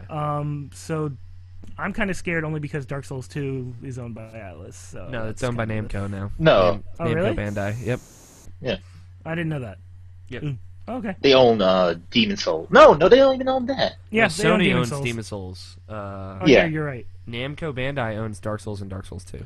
Well, what other games does Atlas make that I know of? Atlas is they're The Shin Megami Tensei, Shin They do like a lot of series that you would probably know, but wouldn't think of that as an Atlas game, like Catherine and whatnot. Catherine, that's one of them. Yeah. Atlas is usually they're kind of the people that really handpick stuff and handcraft stuff and puts that out in the West. Yeah, but they're really like the third company in this list of companies. Like their parent company is kind of gone under, but they're just kind of sitting there at this point. Okay, but that's what I got from the news article. I don't know what the name. I guess Index is the name of the parent company. Okay. Yeah. That's why you're here, Greg, dropping that fucking anime knowledge. Yeah, dude. Fucking Greg knows his shit today. That's what I do when I'm at work. I just like read news articles. I appreciate it. So Persona 5.jp has been registered. As soon as Catherine came out, they were pretty much, hey, full development on Persona 5 now. It's happening. We're doing it. Blah, blah, blah. They were totally upfront about it. But they have not said anything about it since 2011. So, now is the time to say something, I think. But yeah, I think it's imminent. I was going to say... However, I don't know how that's going to affect Atlas America, because I know there's two different companies, and I don't know who owns Atlas America. Atlas America is... Yeah, that is a whole nother can of worms. That's another... Yeah, that's what I'm saying. You're right. Atlas America is... I missed that whole thing. Yeah, me too. Atlas America is owned by Atlas proper, but there are some interesting implications to what that means.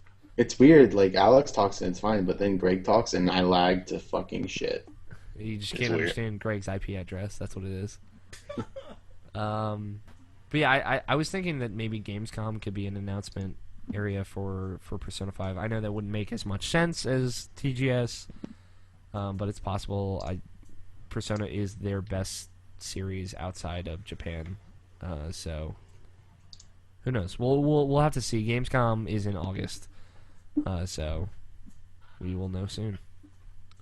In other news, Tales of Xillia 2, even before Xillia 1 comes out next month, has been confirmed to be coming to the West in 2014, which is awesome news. We were discussing before the show that probably means the pre-order numbers for Xillia 1 are really strong, and that Namco is really confident in that. So, that's awesome. Yeah. Tony and I care. Nabshin kind of cares. Greg kind of cares. Evan lost and Doesn't care. I hope this means they'll bring over their Vita ports. I'll try to play one of those on the Vita. Yeah, I've not been able to play any handheld Tales game, and I hear those are some of the best. Heard Atlas was bad though, or Abyss. Tales of the Abyss. That was the 3DS one. I don't know. Yeah, I heard the 3DS port was okay at best, but so Greg, you told me about this story. What's this? You can link your Steam account with your Twitch TV account now. I actually haven't read the story. I just know that apparently Twitch and Steam are getting together, and they are going to let you... They're going to make a sweet, sweet love. Yeah, no, that's pretty much what's going on. I mean, Justin TV pretty much needs to make money somehow, right? Yeah, Justin TV bought Twitch, and they're like, holy shit, this is worth so much more than we thought it was. I'm actually trying to bring the article right up. So yeah, I right up. If you can read it before I get to it. This is a quote from the Joystick article that I'm reading. Until now, players had to choose between watching Dota 2 tournaments either in-game or via Twitch, with a later option excluding them from receiving promotional items which would randomly, quote-unquote, drop during events. Until now. Provided they had virtual tickets. With this new linked account system, players watching on Twitch are still eligible to receive special items, assuming their Steam account has the required virtual tournament ticket associated with it. So basically, Valve has been giving away free stuff for...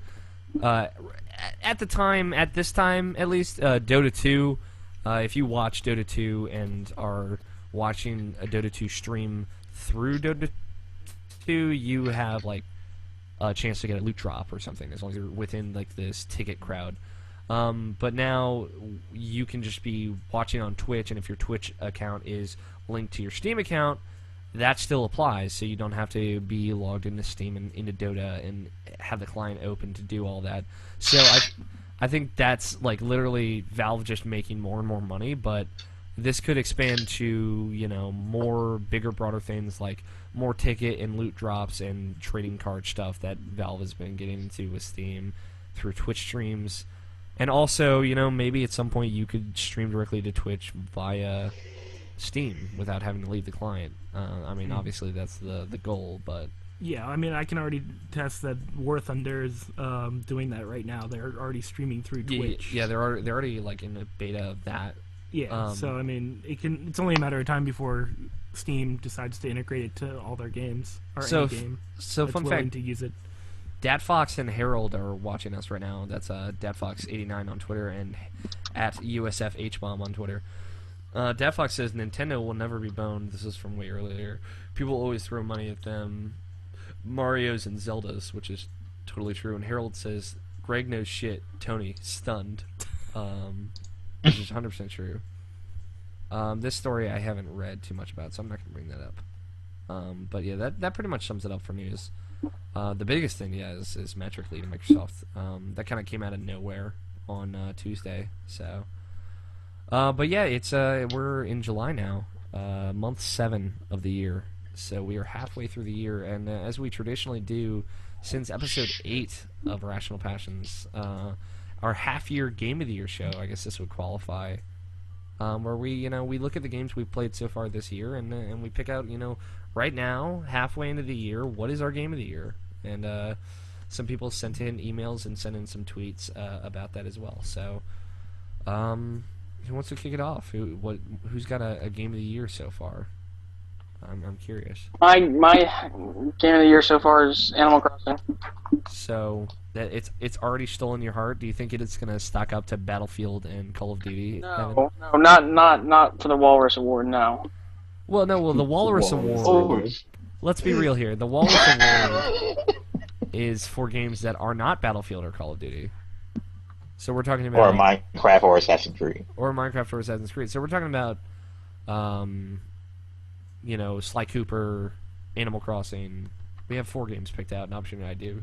So, there are other games, but like these are games that are not Minecraft, Assassin's Creed, Call of Duty, or Battlefield. So, Evan, right now, do you think Battlefield 4 is going to take the cake? I don't know. I still haven't. I want to play it before I say it takes the cake. Do you think Animal Crossing will at all stack up? That's a better question.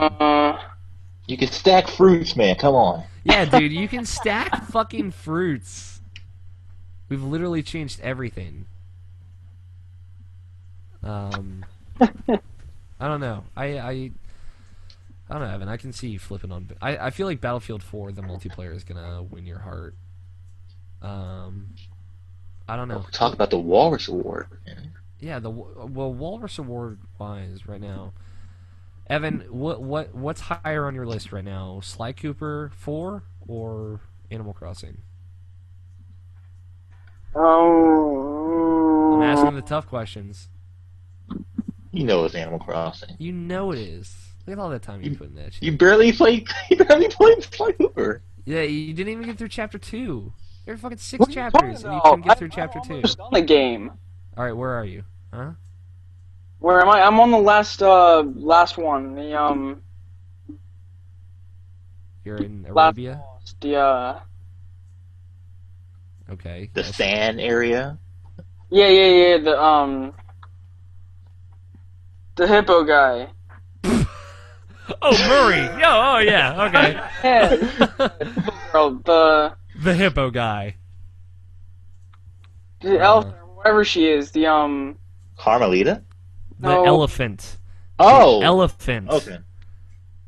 Thank God. Well, you're on the second to last area, but yeah, you haven't talked about the game at all. So I didn't know. like we've been like waiting for updates, being like, God, I hope Evan finishes so we can talk about it and stuff. But yeah, no, last we heard you were in fucking the South. in the Yeah, Wild you were West. a Tennessee kid, and that's the last time you talked about it, and that was like 2 months ago, probably. Yeah. I'm sure I wanted to know. Alright. We want to know what's up.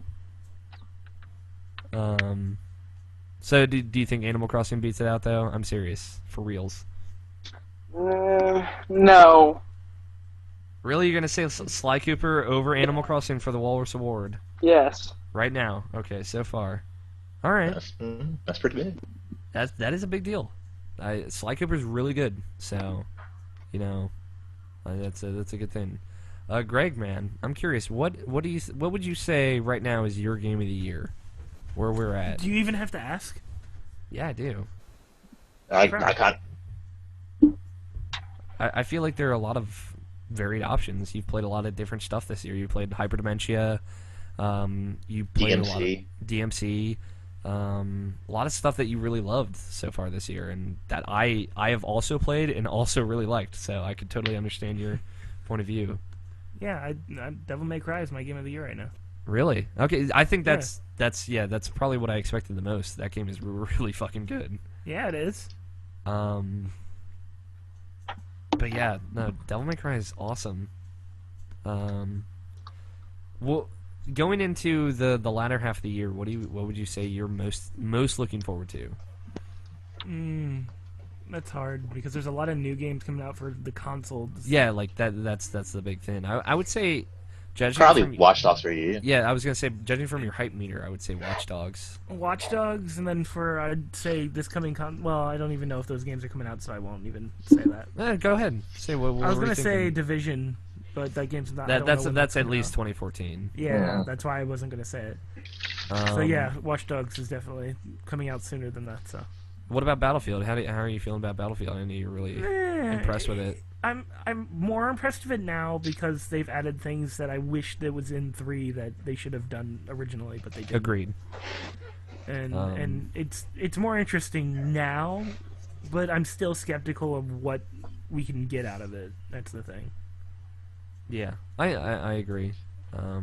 I'm because with they kind of gone fucked up in 3, and then they're trying to make it better, but kind of is a they done goofed, my friend. They done goofed with hey, we're doing 60 frames per second, and we're also doing 64-person multiplayer, and we're also bringing destructibility back in a big way.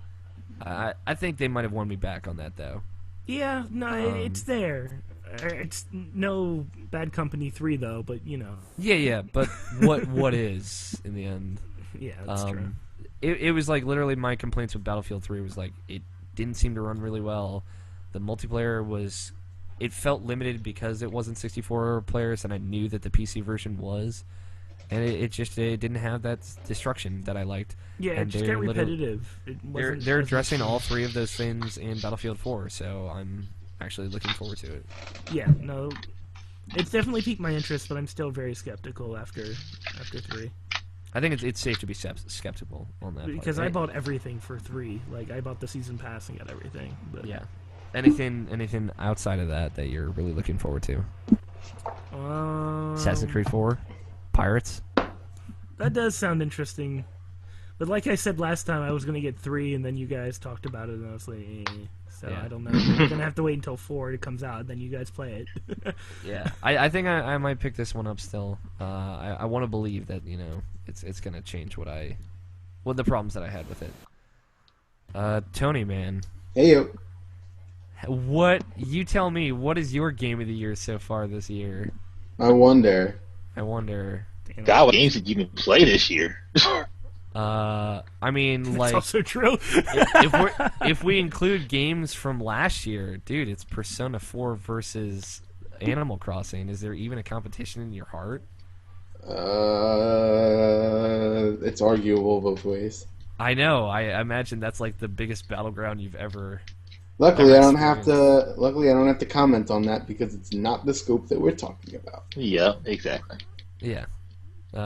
So for this year, it's Animal Crossing. Yeah, dude. Is it living up You to didn't even everything? finish Bioshock Infinite, did you? You know you haven't. I haven't finished it yet.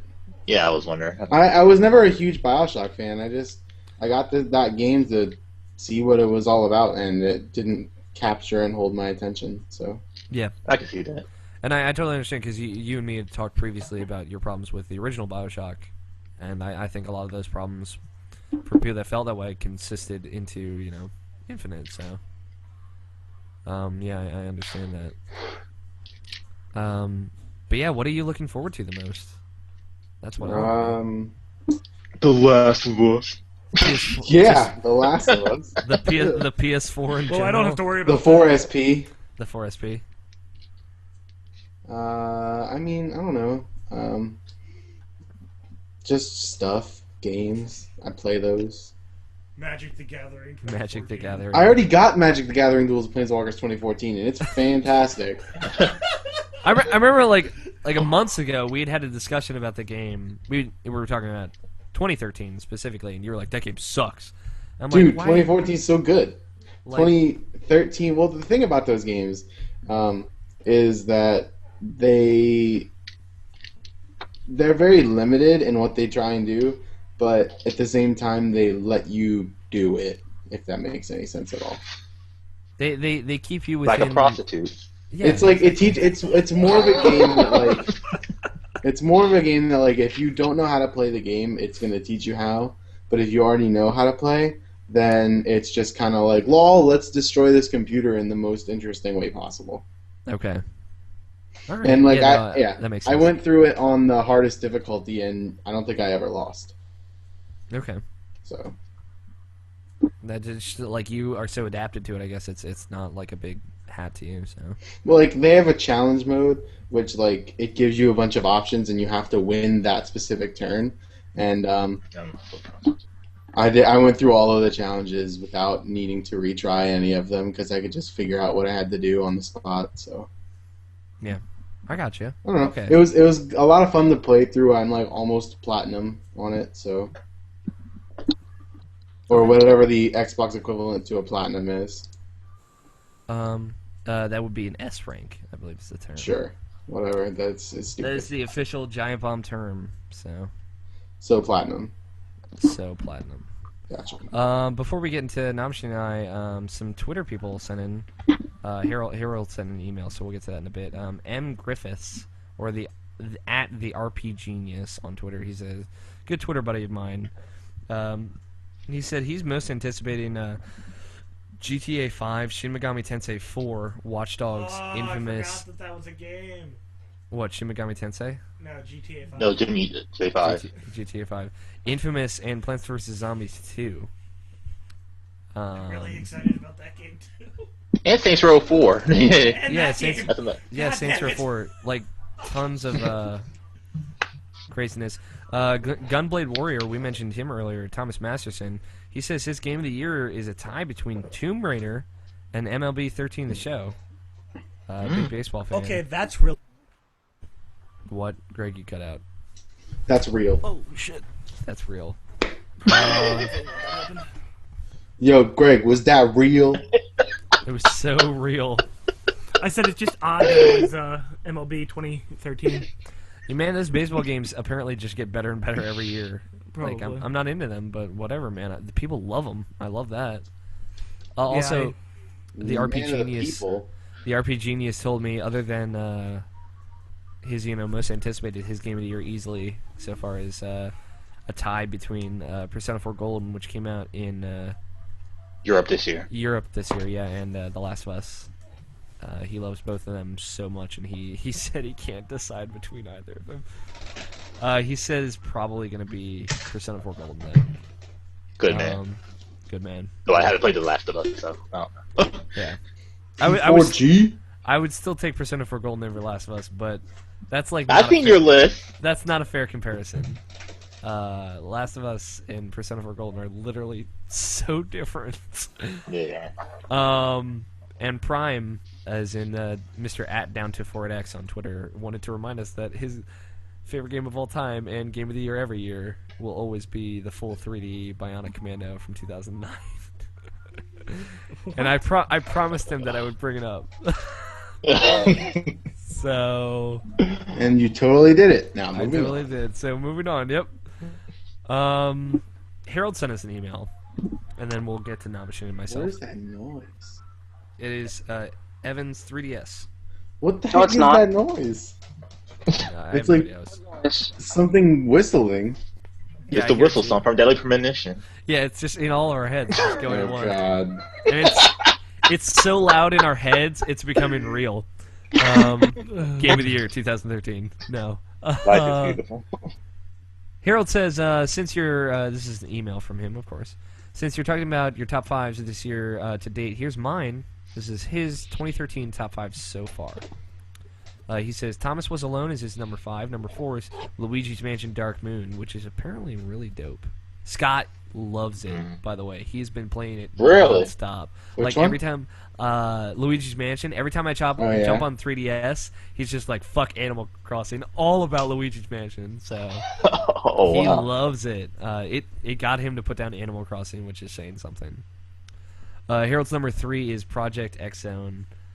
His number 2 is Animal Crossing New Leaf, and his number 1 is Rock Band Blitz. Just kidding, it's Fire Emblem Awakening. Lol, just kidding. Fire Emblem He's is a 3DS man. yeah, dude. 3DS has been kind of killing it so far this year, though. Between Luigi's Mansion, Animal Crossing, and Fire Emblem, like seriously, 3DS is the system to beat. You never talk about Fire Emblem, by the way. I know. That's on your game of the year list. It's because I you get didn't talk so about it last week. angry. I got so mad about that. I was like, why didn't you talk about it last week? I'm wondering. I I actually get want to hear so about it. angry I'm at it. thinking about That's getting why. it. Really? It's just me like rage quitting. Like there's like, you know how like Rhythm Heaven, it just makes you rage hard. That is Fire Emblem for me. It's like literally, I was on the flight to Florida when I was playing that. I was just like, oh god damn it! And I had to put my 3DS down for a bit, just because Oh, God forbid you have to put a game system down. the game gets under my skin like nobody's business. Gotta take a fucking thumb break real quick. I know, my thumbs, that fucking circle pad. Whew, give me a Dude, workout. and after hours of Animal Crossing, I am aware of the pains. Carpal tunnel. He says these are his top 5 most anticipated games now from Harold. He had to send a second email to fix it because he forgot Plants vs. Zombies. Plants vs. Zombies 2.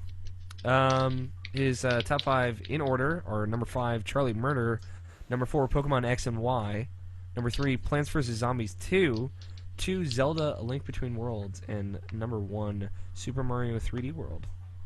So, yeah, man, I'm right there with him with Zelda: A Link Between Worlds. I'm so excited about that game. And I'm really excited about Pokemon as well. I know I don't bring it up as much, but I still am a total Pokemon junkie. And I'm ready for the 3D installation. Dude, you're gonna have 3D Pikachu in your butt. Dude, all up, butt plug, Yeah. all day. Rainbow butt. That's plug. right. Also, Harold watching us live says, "What's a GTA 5?" There you go, Greg. That's how Harold feels about GTA 5. Right there with him. I was so glad last week Joe and Jeff were both like, no fucks about GTA 5. Oh, yeah. I'm like, oh, finally someone else is on the same page as me at the very least.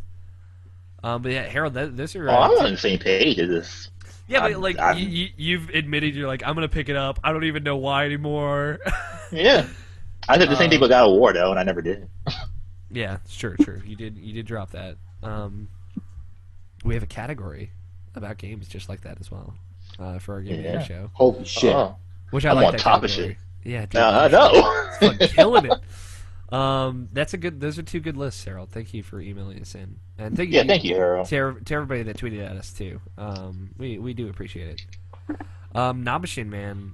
So far, do you have a top 5 list? Do you think you could spring out, or do you? Just Yeah, I could do some little top 5. Maybe not in order, but I know what my number 1 is, but I can tell you like stuff in order. Like Tomb Raider, that just like climbed up there like just recently. Right? Like I said, that game's like super good. I'm so glad that you love that too, because I really like it, and I feel like no one's really talking about it, but it's actually really good. Like, it's a really solid game.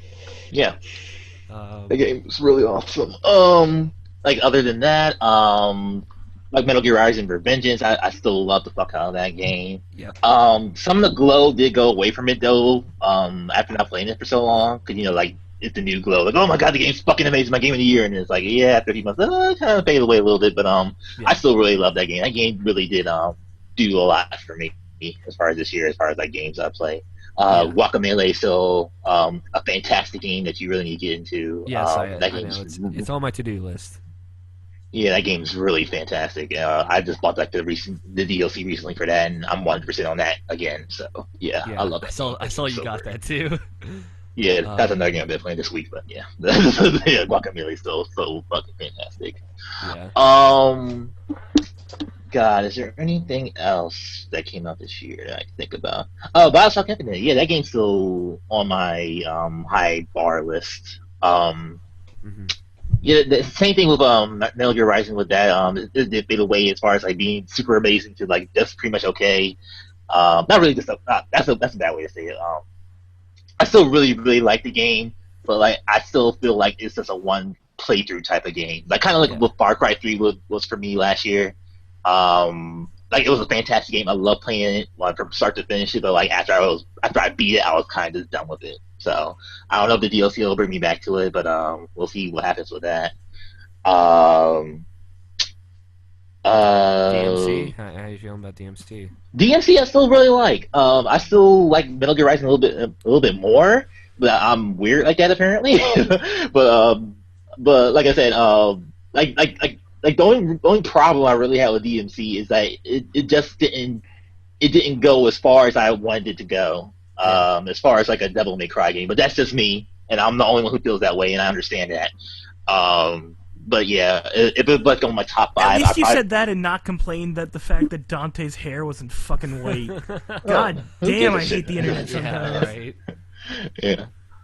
That but yeah, line like I said, yeah, like but pretty much like I said, like it just didn't go super. It didn't do like what Devil May Cry did in the first 5 minutes. It took the whole game just to do like one thing that that game did. But anyway, I'm not trying to get into it. But I still really like that game. Like if it's not in my top 5, I'll probably put like a number 6. But my number 1 is still definitely without a doubt the Mass Effect 3 Citadel DLC. That game really did something to me. That thing really stuck with me, and I'm so anxious to play it again. I'm not even joking. That's like my number 1 right now. I totally believe you.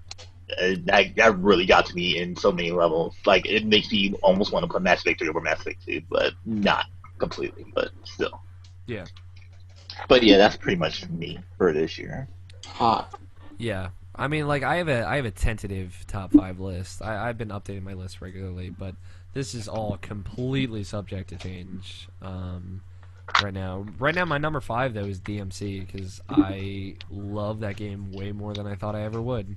And it got its hooks in me, and I literally just couldn't put it down. And I enjoyed every second I had with it. And yeah, it was totally fun. It was just more fun than I thought I would ever have with a character action game. Well, I need to go back to it. Yeah. In fact, I need to play all the DMC games. I beat 1, but I'm never going to play fucking 1 again because the game is just absolutely because that game ends on the worst possible note any game could ever end on. No, it's pretty bad. Yeah. Did you ever play the Virgil DLC, Gray? No, I haven't got to it yet. I know. I'm slacking. Okay. But I haven't gone back to DMC in a while. It's going to take me, like, I'll probably watch the DMC anime, and it'll be like, I got to play DMC again. Yeah. That'll bring it trigger back. it. Yeah. And it was totally like a thing where like I had played the first chapter and I was like, this is fun. I played the demo. I was like, I like it, but I don't love it. And then as soon as I played the game and as soon as I got far enough into the game where I had enough weapons and was doing crazy combos and stuff, it had its hooks in me. I loved it. I couldn't stop. That dialogue in that game's great too, though. Yeah, it's a well-written game. Everything that fucking Dante says is just hilarious. Like really good acting, like really good. Like Dante was a really good character that I really enjoyed, and I didn't think he was an asshole at all. And like I said earlier in different podcasts, it's the more humanistic approach to Dante, which works very well. It made him like a I agree. likable character, and I was like, yeah, no, this is a really good Dante. He's not like Dante at all before him. And that's a good thing. And he's just a really likable character for different layered reasons. He's just a badass with attitude. Yeah, and he's also, he has a sensitive side that doesn't make him weak, but just adds depth to a character. So it's really good. I'm curious, Greg. What do you think about Kat? Do you think she was a good character? I liked her a lot. she ain't no Trish, but she's pretty good. I love she Trish. definitely brings Dante back to a more earthy feel. She's not demon powers unlike Trish is or Lady. Lady's not a demon power, but she definitely has that type of edge to her. Yeah. So it definitely helps bring Dante to a more earthy light, which helps a lot with that game. Okay. Especially since he cares more about people, unlike the other 3 games where he was more interested in just fighting demons. Yeah. Than he was about the And actual she characters. plays like such an important role too in like how between the that game two plays out, brothers, too. definitely. Yeah, it's really well done. My number 4 right now is Ni no Kuni, just because I that game is like whimsy personified, but also has like a really really emotional and impactful message, and it kind of delivers really subtly, and I really love it. I mean, I've spoken a lot about it, and there's my review out there that you guys can read. I really really enjoy that game. I think it's beautiful, and it hits story beats that no JRPG before it has ever touched, and it's a really good experience, and it's fun. It's got cool mechanics, and even though like the partner AI completely sucks, it still manages to have really strong enough combat mechanics that it can stand on its own. It can hold its own really well. My number 3 right now, which is totally out of fucking nowhere, is Injustice: Gods Among Us, which I adore this game way more than I ever thought I would, and I'm totally addicted to it. And I just love kind of like anytime I'm feeling just doing something dumb, I'll pick it up and I'll sit in the training room for like 2 hours just playing a character and learning really cool combos with him. It's the first fighting game I've ever really got and understood, and I know how like juggling and combos and linking and everything works. And I see it. It's like seeing the light for the first time. I just totally see it and get it. Where like in Street Fighter and Street Fighter Cross Tekken and stuff like that, I completely over my head. But with this, it's just so much fun. And I'm glad that Jeff, who was on last week, we talked about it, and we totally agreed that it is seamless and it's fun, and it makes fighting games fun again. So I love that game. Injustice, man. I'm so excited about more deals. Justice. Justice. My number 2 is still BioShock Infinite. I still love this game. I still really went for a spin on that story, and the 2 characters I was totally infatuated with. God damn it! I just remembered something in the news. Double Fine. Never mind. Forget about it. Oh shit! Yeah, the Double Fine. I knew it was something else big. Well, keep saying. Sorry. That's true. But yeah, I love BioShock.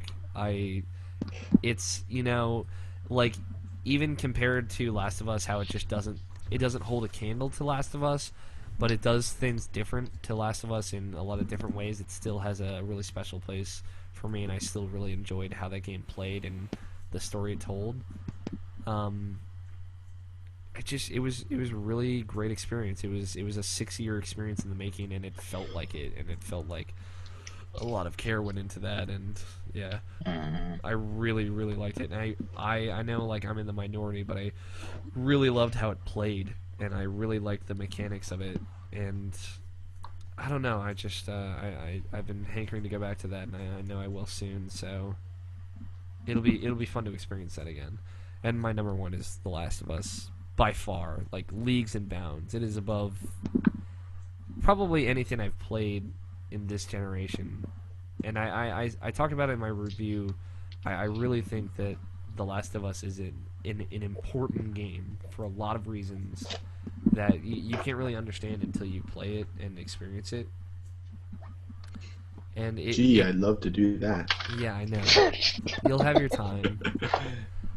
It's important, and it tells an important story, and it puts the player in a different position story-wise than I don't think any players ever experienced before, on top of mechanics that I thought were innovational and rejuvenated a third-person shooter stealth action genre that I thought was completely dead.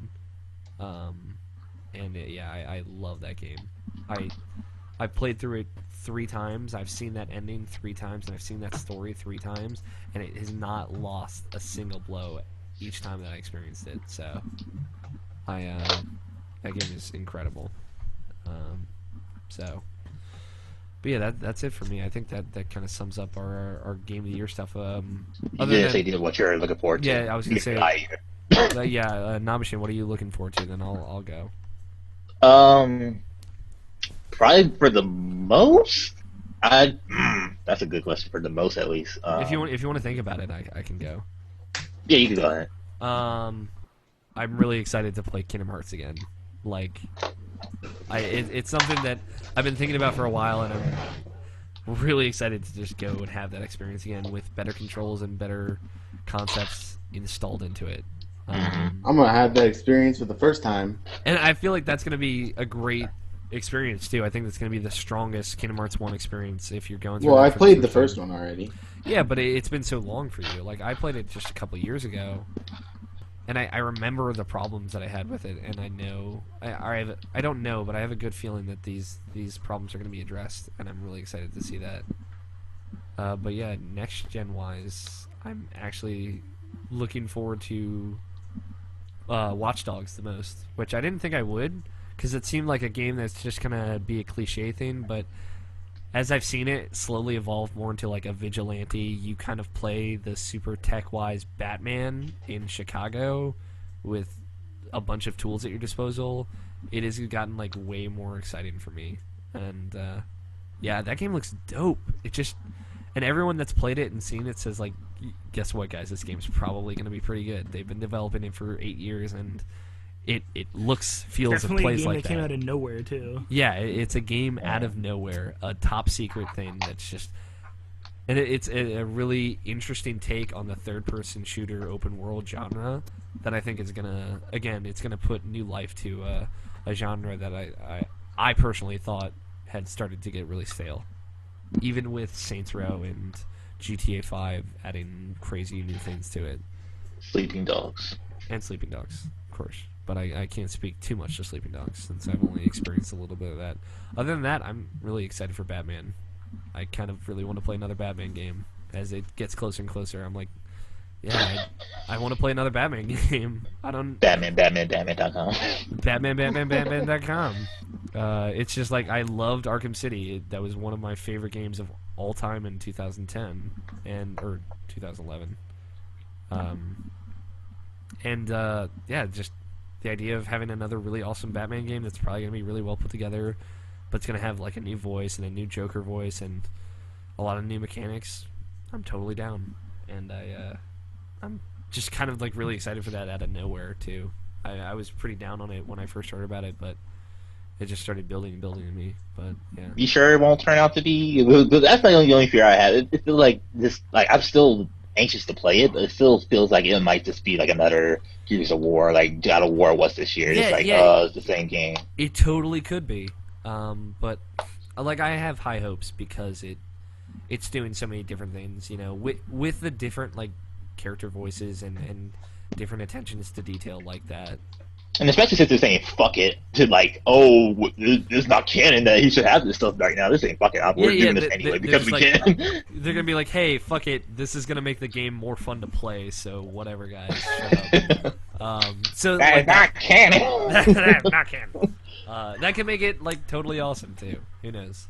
And the one other thing, I'm like actually looking forward to a new Killzone game, which is weird. You're the only one. I know. I feel like I'm the only one. But like, that game looks really pretty, and I like the owl stuff that they're incorporating. Killzone into the has player. betrayed my trust. I know, and I never played Killzone 3, so I feel like I never got betrayed. So I'm totally ready for more Killzone. So maybe that's just me, but yeah, Killzone, Batman, Watch Dogs, and Kingdom Hearts. I'm just really excited to see this. And of course Zelda, but like, that goes without saying. I'm a fucking Zelda nut, so The Link Between Worlds is the sequel to, or the prequel to, my favorite Zelda game of all time. Guys, guess what? I'm pretty excited for it. So, Nabshin, thought of some games? Yeah, you already said one, Kingdom Hearts. I'm definitely also looking forward to playing that again, so that'll be awesome to do. Yes. Yeah. Another game I'm looking forward to that's under like a lot of people's radar, but it comes out just next month, and I'm super excited for it, is Killer is Dead. That game looks so much fun. Yeah. Yeah. Like, I saw like some recent gameplay for it, and it's just like it looks so fucking good. It looks like a better No More Heroes. It's a better, I guess, a good way to describe it. But like just the combat looks doable, looks fun. Oh, I can't wait for that game. And Suda's doing that. Hopefully, won't be another lollipop chainsaw and like be a disappointment. Just had his name on there, and he didn't really do anything with it. I think you guys more been sold to. This is like another shout out to the Damned, more than just like another lollipop chainsaw. So that just makes me so excited to play that game. Another game I'm looking forward to, the Wonderful 101. I'm still excited for that game. I'll definitely have to like buy it and just like bring it over to your house like almost every day to play it, but because I won't get a Wii just yet. I won't have the money for it right now, but I still want to try to out that game. Still don't know how I'm gonna like it because I've never really been Pikmin, but it still looks super interesting to me, and I don't know, Platinum really never done me wrong. So yeah, I'm just really looking forward to that game, just to have something like, I guess, new to play, new that I haven't played before. Yeah. Rayman Legends is another one. Still looking super forward to that game. The platform for Rayman Origins was so fucking good, and they're just doing it again over here with the Wii U. But it's coming to Vita as well, so that's probably the version I'm going to get, actually. So I'm jonesing to play that game again. I'm ready for another good platformer, especially after playing Guacamelee, which was really good for a platformer as well. More Metroidvania than a platformer, actually, but still a game. Next gen wise, I really don't know what next gen wise that I will be looking forward to. Like, Watch Dogs is a gift. You were up for Knack. Yeah, I am excited for Knack, but like, Knack is more like a launch game. You know, it's a game that I'm going to get with my system because it's a new system and I need a game. So that's pretty much what Knack is to me. And and that's not really a bad thing, me saying that. It's like it's the most interesting thing that I want from these for my PS4, I guess you could say. Yeah. So it's and I love old school platformers. So yeah, I'll totally get Knack. Knack will be my launch game to get.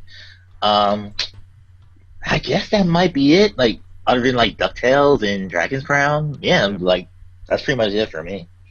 Yeah, cool. That's we have a good year ahead of us with new consoles. Shit is gonna get insane. In Disgaea. And Disgaea. New consoles in Disgaea. That's all you need to know. But yeah, that kind of wraps up our half-year game of the year. So a lot of good stuff coming. Thank God that was getting long. Oh, fuck you, Evan. Yeah, 6 minutes before the end of the show. Not gonna lie, that was a little long. Yeah, but it was good. It was good. Just because you guys hate everything and don't want to be part of a discussion. Work in like a few hours. Yeah, like, open your tab. Open my... No, I won't. It's only midnight. You guys are sissies. We're going to take a break. We're going to come back. Evan's going to fill you with releases that are new. We have a couple quick emails, and then we're going to throw it out. So we'll be back in just a little bit, guys. Choo. I have to pee. And Evan, you just make sure all the new releases stuff is good. Alright, I have to go get my charge for my 3DS. DS.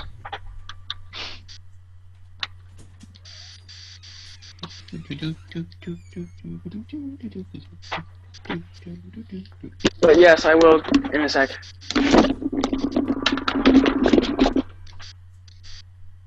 So what are you doing, Tony? What? I was wondering what you were doing today. Today I went out to go hang out with Alana for a couple hours, and then Did you do that berry thing? No, not yet. Oh, okay. Yup. Where's your interview tomorrow, man? Huh? So when's your interview tomorrow? Noon. Oh, no. Okay. Yeah. I don't know. I don't remember all the things she said I needed to bring though. So. Just a bunch of your car shit, like your license and registration, shit like that. Okay. Maybe even your social security card. I can't remember. I know the number, so. Oh, yeah. Are you working tomorrow? No, I'm off tomorrow. No. Thank God. It's really becoming a struggle to get people to take to work and back.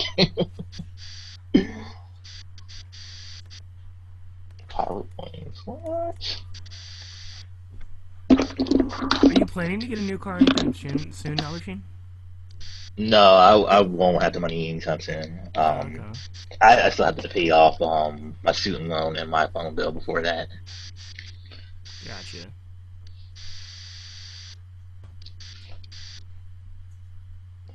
Of course. Alex, please, I need that wetsuit.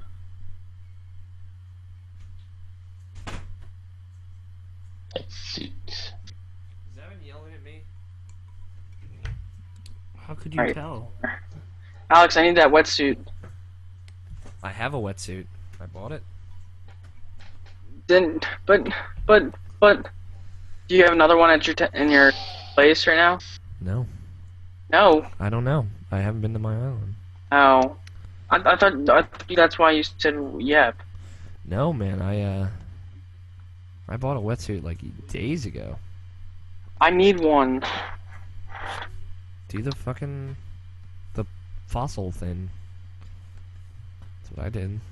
I earned What it. fossil thing? The Thinking easy- fossils getting money. Yeah, exactly. Easy fossil finder. It was easy. All right, Evan, go. Seriously, start. Hey guys, I'm gonna tell you what you want. What you really, Why really. are you so unenthusiastic, Evan?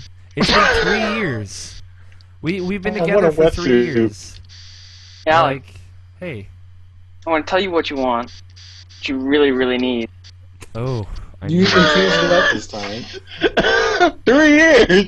3 years of this shit, and you finally use the word need. Like need as in like needing He's like, I dough? need it. Yeah. This past week on PSN for the PS3 games, we have Bladestorm, the 100 Years War for $20. Okay. Tour de France 2013 100th edition for $500. For $500. I was just about to make a Tour de France 2013 single ball edition, and you just dropped $500. I'm like, wow. You know what? No more room for my joke. Yeah. Evan's already made the Does joke. the fact that it's the 100th edition, though, like they made 99 other ones? No, it's $50, guys. Just by the way. $50. From the network, we have MLB The Show Home Run Derby for $6. I think that's like some weird Vita cross-buy thing. PS2 Classics Warriors Roshi for $10. Orochi. I Roshi. feel like that's like the 20th time that game has come out on PS2 Classics. Warrior's crotch. Yeah. Size for 800 Microsoft points. Yep. Source Outbreak for 800. Scourge Outbreak for 800 Microsoft points. That oh my god. Scores. Yeah, it's Scores, guys. Fun fact, Scores? Scores Outbreak. Woo! Tell me about that game. We have for the past week on Nintendo where the Wii U we have Pilot Wings for $8. Sweet. For the 3DS we have Sonic Drift 2 for $4. Vampire Master of Darkness for $5. Master of Darkness. Master Air of Bat- Beaters. Of darkness. $4. Deer Hunting King for $5. Fishdom H2O for $5. And Crazy Construction Demo. Free, because it's a demo. This the retail releases for the week of He's been July. doing this for how long and he still messes it up? What the hell? Just kidding. I love it. I love it. I wouldn't have it any other way. For the 360, Metal Gear Solid Legacy for the PS3, Civ 5 Brave New World, spelled world wrong for the PC, I did. CAA Football I'm 20. on drugs, don't worry. Wow, Evan noticed a spelling error. Wow, that's like impressive. All right, Evan, quick fire, picks and craps. Go as fast as you can. Civ 5 pick. My crap is Deer Hunting. Okay, Nabashin, picks and crap. Quick fire. My pick is The Walking Dead DLC, Yes. 400 days. Yep. And that's out this week, by the way, for $5. And my crap is Tour de France. Yeah, my pick is Brave New World because it's going to consume more hundreds of hours of my life. My crap is Dark. God damn! That was I a didn't know wild that was a sneeze. game. I Dark really didn't know that was a For game. Xbox 360. Dark, Dark at sneeze, you? goddamn. Dark sneeze, goddamn. Dark got you, goddamn. For Xbox 360. Greg, picks craps. Civ 5 crap is Tour de France. Tony. Pick is Brave New World. Prep is NCAA Football 2014. Bitch! Get your football out of here. We have a mail sack again. I don't have my cord. I'm sorry, guys, but I can't play music. Maybe I'll put it in later. Peeking in the mail sack. Our first email is from Harold. Okay, guys, one more email. What has been your favorite moment in 3 years of Irrational Passions? Only 2 of them can answer, so. I already know Alex's favorite moment. What is it? The show I joined. Your favorite moment?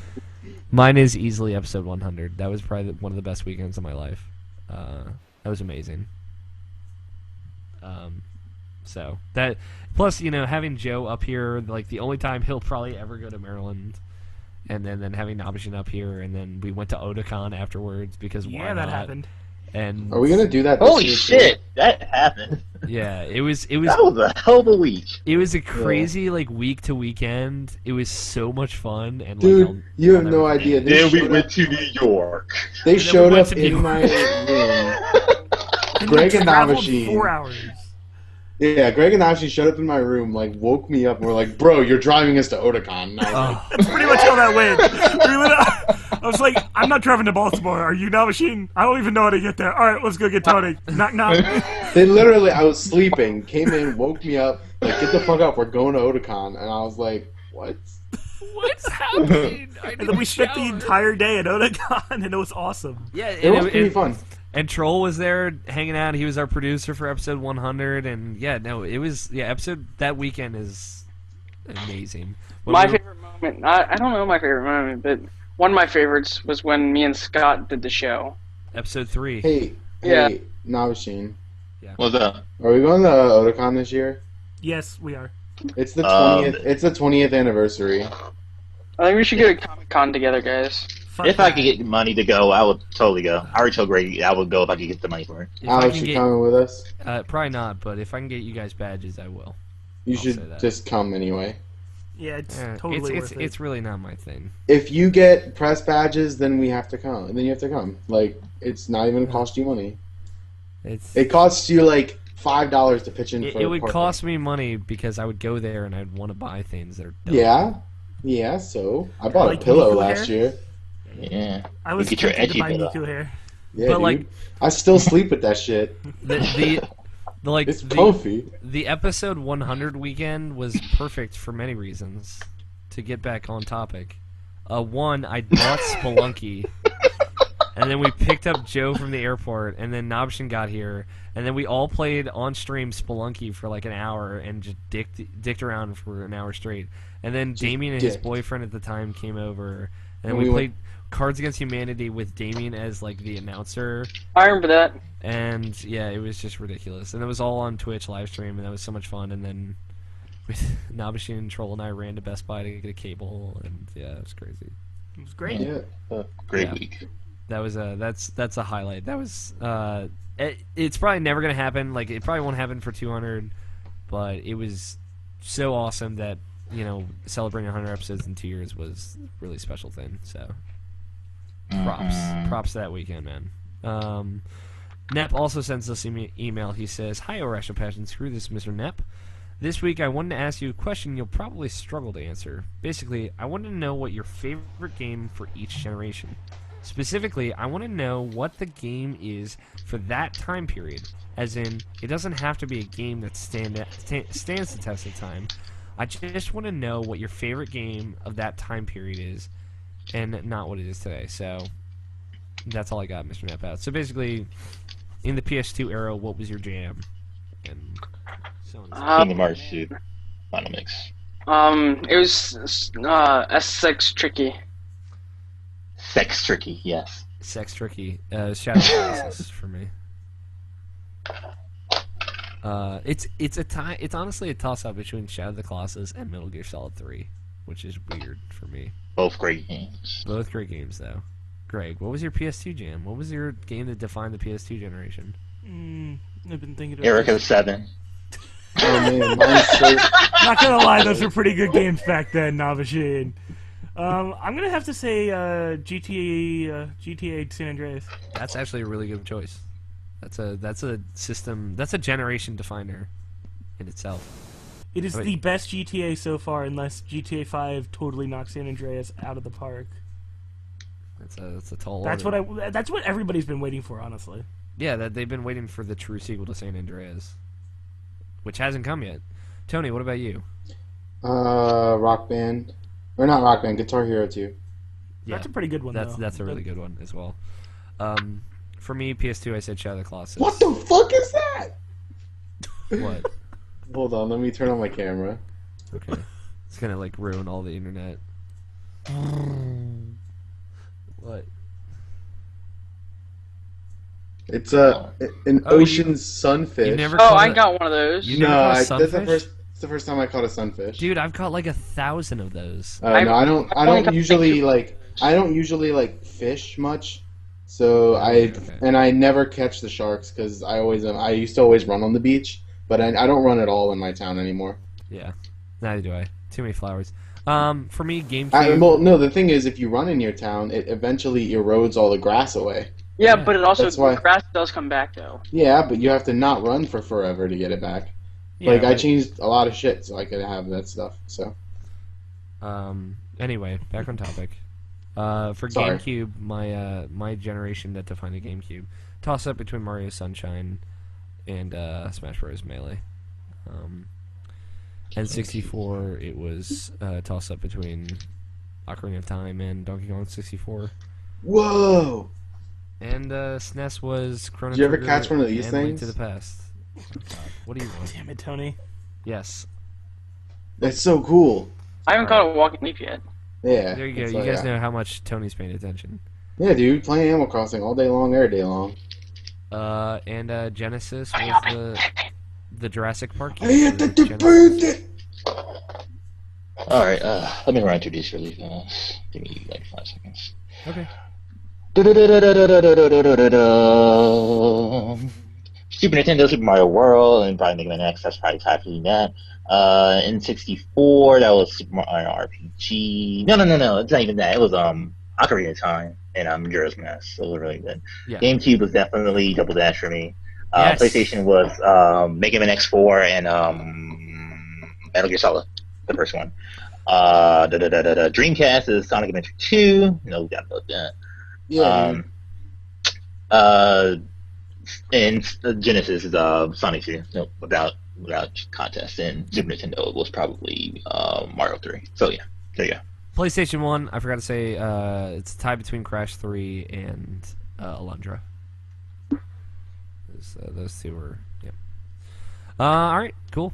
Thank you for the emails, Mr. Nepp and Harold. Remember, you can email us as well, just like Harold Nepp did, and so many people did tweet us as well. You can send those emails to mailsack@irrationalpassions.com. That's MAIL sack@irrationalpassions.com. And you can send those tweets to @IrrationalPod. Exactly how it sounds, all one word. Some other ways to contact us. You can follow each of us on Twitter. I am @AlFighter27. Evan is @StickerGlue. Hey, that's me. Scott is @WhatTechuz. He isn't here, but whatever. Bastard. Tony is @Tony Horvath, all one word. Yep. Nabashin is @Nabashin186. That's NABESHIN 186. And Greg is @Gregory Blaney, all one word. You can leave us a voicemail. That's 404-590-1337. It's like delete. Because it is, guys. But keep in mind the standard long-distance fees do apply. Use Skype on that shit. We do weekly live streams at twitch.tv/RashPassions. We haven't for the past week and a half. We're really sorry. We will get back on this. Greg swears. Skyrim something. Greg swears he'll stream something. I just need to set up all my stuff, and I've been lazy. And Nabashin and I will get back on Deadly Premonition as soon as I can actually sleep. Yep. Also, if you like our intro and outro songs, they're done by a great artist named Danny Wiesner. Go check him out at TUA News. That's on Twitter, on Facebook, and everything else. Danny Wiesner. The closer song is "The World Is Saved," and the opener song is "Two-Player Co-op." Some other stuff. Please rate and review us on iTunes. It helps us out a lot. You'd be very surprised how much that helps us. Go to retrohits.com, join the forums, and start a conversation there. Just as long as it's not about the Xbox One. Follow our show on Twitter at IrrationalPod, and follow our little sister show at MaliciousPod. Both two shows about two very different things, but You should call it your chibi show. yeah, our chibi show, our little chibi show. I don't know. Also, don't forget to tell your friends about us because word of mouth So is the Irrational best way. Passion's a senpai? Shit. Shut up. Yeah. Word of mouth is the best way to spread the love. Please tell your friends; it helps us out a ton. And don't forget to check out the website, irrationalpassions.com. I'm going to be putting up another blog post as I've been trying to do annually about, doing this thing for so long and talking about it. So, check that out. Okay. Here we are at a crossroads in our life. And sometimes when you get to a sign, it says, one way is the go fuck yourself way. The other way leads to the end of the world. But when you reach the end of the world and you're looking over the edge, you see a rock with a writing on it that says, "Now shouldn't ask me some questions." That was so bad. No, that was good. That was great. He's putting effort into it, so. So Like, that I ending appreciate part it. needs a little work, but, like, it was good. What are you talking about? You come to the end of the world. It's like a cliff face because it's the literal end. And you look down and you see a rock and it says, "Nabashin, ask me some questions." It's like, it's pretty self-explanatory. Kratos in God of War 1. That's why you Exactly. You could have said, what would Goshen Exactly. Thank you. Jeez. do? Okay. Anyway. Anyways. Got it. Gotta say, this is getting a lot harder to think of questions every week. I don't know if I'm gonna finish it. I mean, I'm gonna try to power it through to the end of the year, but I don't know if I'm gonna continue after the end of the year. But we'll see what happens. We'll see. But we'll see what happens. But this one I had to look up like really fast because I couldn't think of anything. But this is actually a good one. I thought of if you could lose one of your five senses, what would it be? Your five senses: your eyesight, or your smell, or your taste, or your touch, and your hearing. Or yeah. Okay. If I had to choose, I have a very... This is so weird without music, by the way. Yeah, Just saying. it is weird. You're right. I'll put it in the end, or I'll try to. If I had to choose, I have a very acute sense of smell. I would give that up to keep my other four senses because I think they're more important. Because like I can't give up taste because fucking then, what would my life mean if I can't taste Chipotle anymore? Like, come on. God. Well, you can't smell Okay. Chipotle. Oh, by the way, I have $50 to Chipotle in gift cards. Fuck, man. We should Yeah. go. We should like have a Chipotle party. I got two $25 gift cards to Chipotle. I was like not holy being able to smell Chipotle would suck. And I have like a really good sense of smell. It's probably my strongest sense, which is really weird. But I could not give up like taste or touch or sight or hearing for that. Like the only other one I would consider would be hearing. Because I could still see and experience, but then I would like lose out on stuff like. You wouldn't be able to do the podcast if you lost your hearing. Yeah, exactly. I could lose my sense of smell and still. Well, you do- could. Just, you all have to be in the same room. You have to look at you as you're talking. So Yeah. that'd be weird. And it would also take years of training to get to that point. So, I could give up my sense of smell. So it sucks. That's a tough one. Evan, what about you? Curious. This is a hard question. It have to be Sight, so you don't have to see smelling, black people. smelling or taste. But then he will permanently see black, so that'll be even worse. Oh no! Are you blind, my black? It's all Are you my black. black friend? Smell or It's taste? stank in here. It must be black. Yeah. people. Oh. Could you really give up like the? Wow. This podcast just turned into fucking Django Unchained. Thank you, Quentin Tarantino. Yeah. But like, Evan, could you give up like the taste of pizza, really? Forever? Yeah. Fuck I mean- you. What? I mean, it would be hard, but I'd be able to eat more healthy because I wouldn't be able to taste anything. That's true. That is really true. That's a very good point. You know what? You're right. That is Right. props to that. That's some good logic right there. Yeah, like you can eat things that are only healthy, and you wouldn't have to be able to. You wouldn't be able to complain about them because you wouldn't be able to tell the Exactly. difference. Mhm.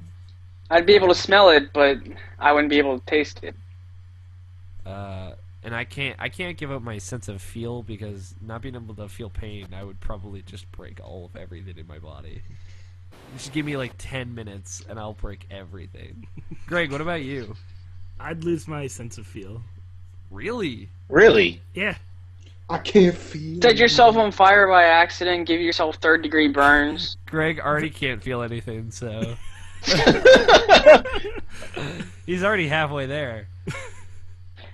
I Really, could like- light myself on fire. That'd be pretty cool. Yeah, but you would still die. I'd be the Human Torch for like 20 minutes. But would it be worth it to die? Not if somebody puts me out real fast. Get over your sense of touch, man. I couldn't do that. Ugh. I like video games too much and anime to lose any of my senses. You have And to be able to taste. smell. You need that to smell your video game. Oh yeah, same Are you thing. kidding me? I love smelling those handbooks. They smell like fresh ink. Those handbooks do smell fucking delish. What about were you, you saying, Tony? Alex? Yeah, I was saying that. Yeah, he has to smell. What that. about me? What would you give up? He He would give up his sixth sense. Yeah. So he didn't have to give up any of the other ones. So I didn't have to see ghosts anymore. His sweet.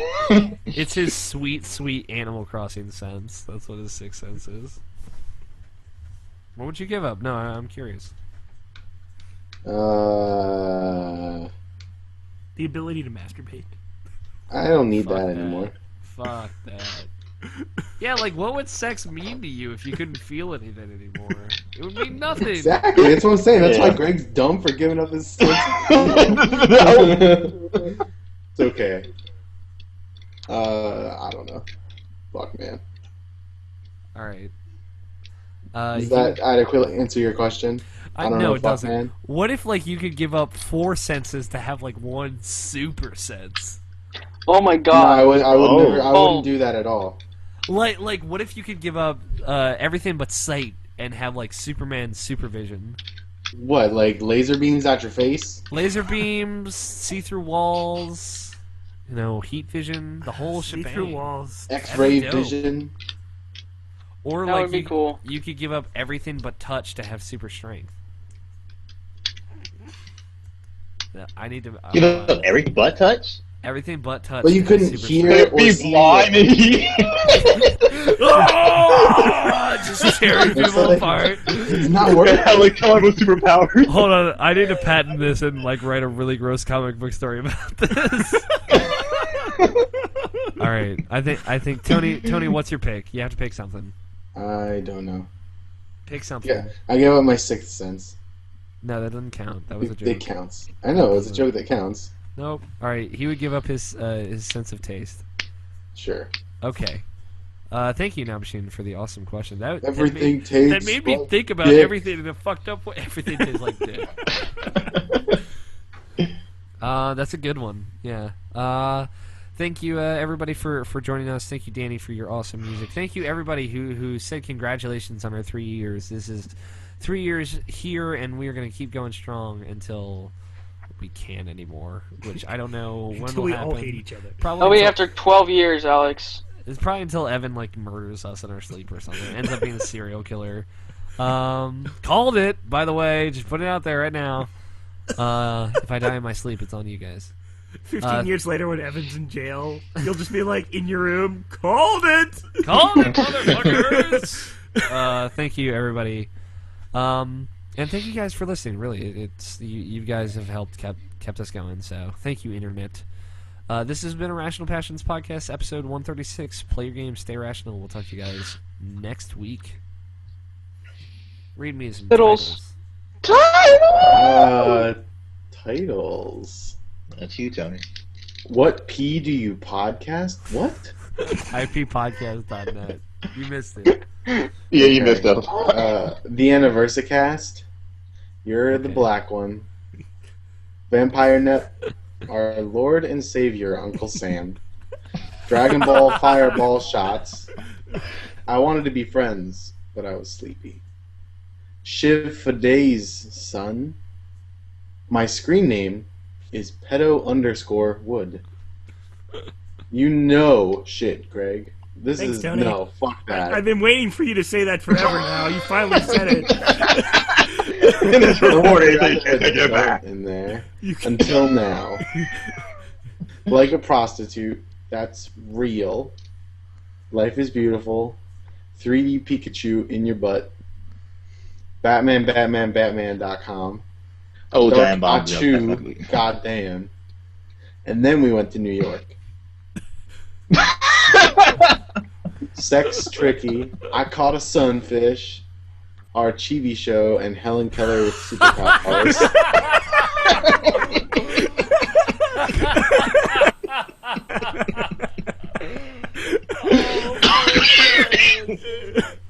That was pretty good. Okay. I said that earlier, but you missed it because you were laughing earlier. Yeah. Oh, yeah. You're right. Oh man. That's pretty fucking good, though.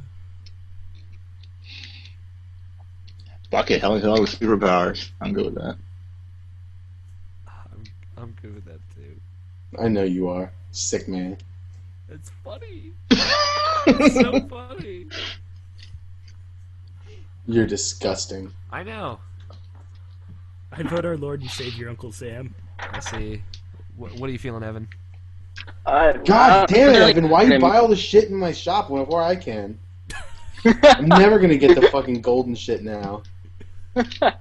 It doesn't matter to me. You have to pick one. You know the rules.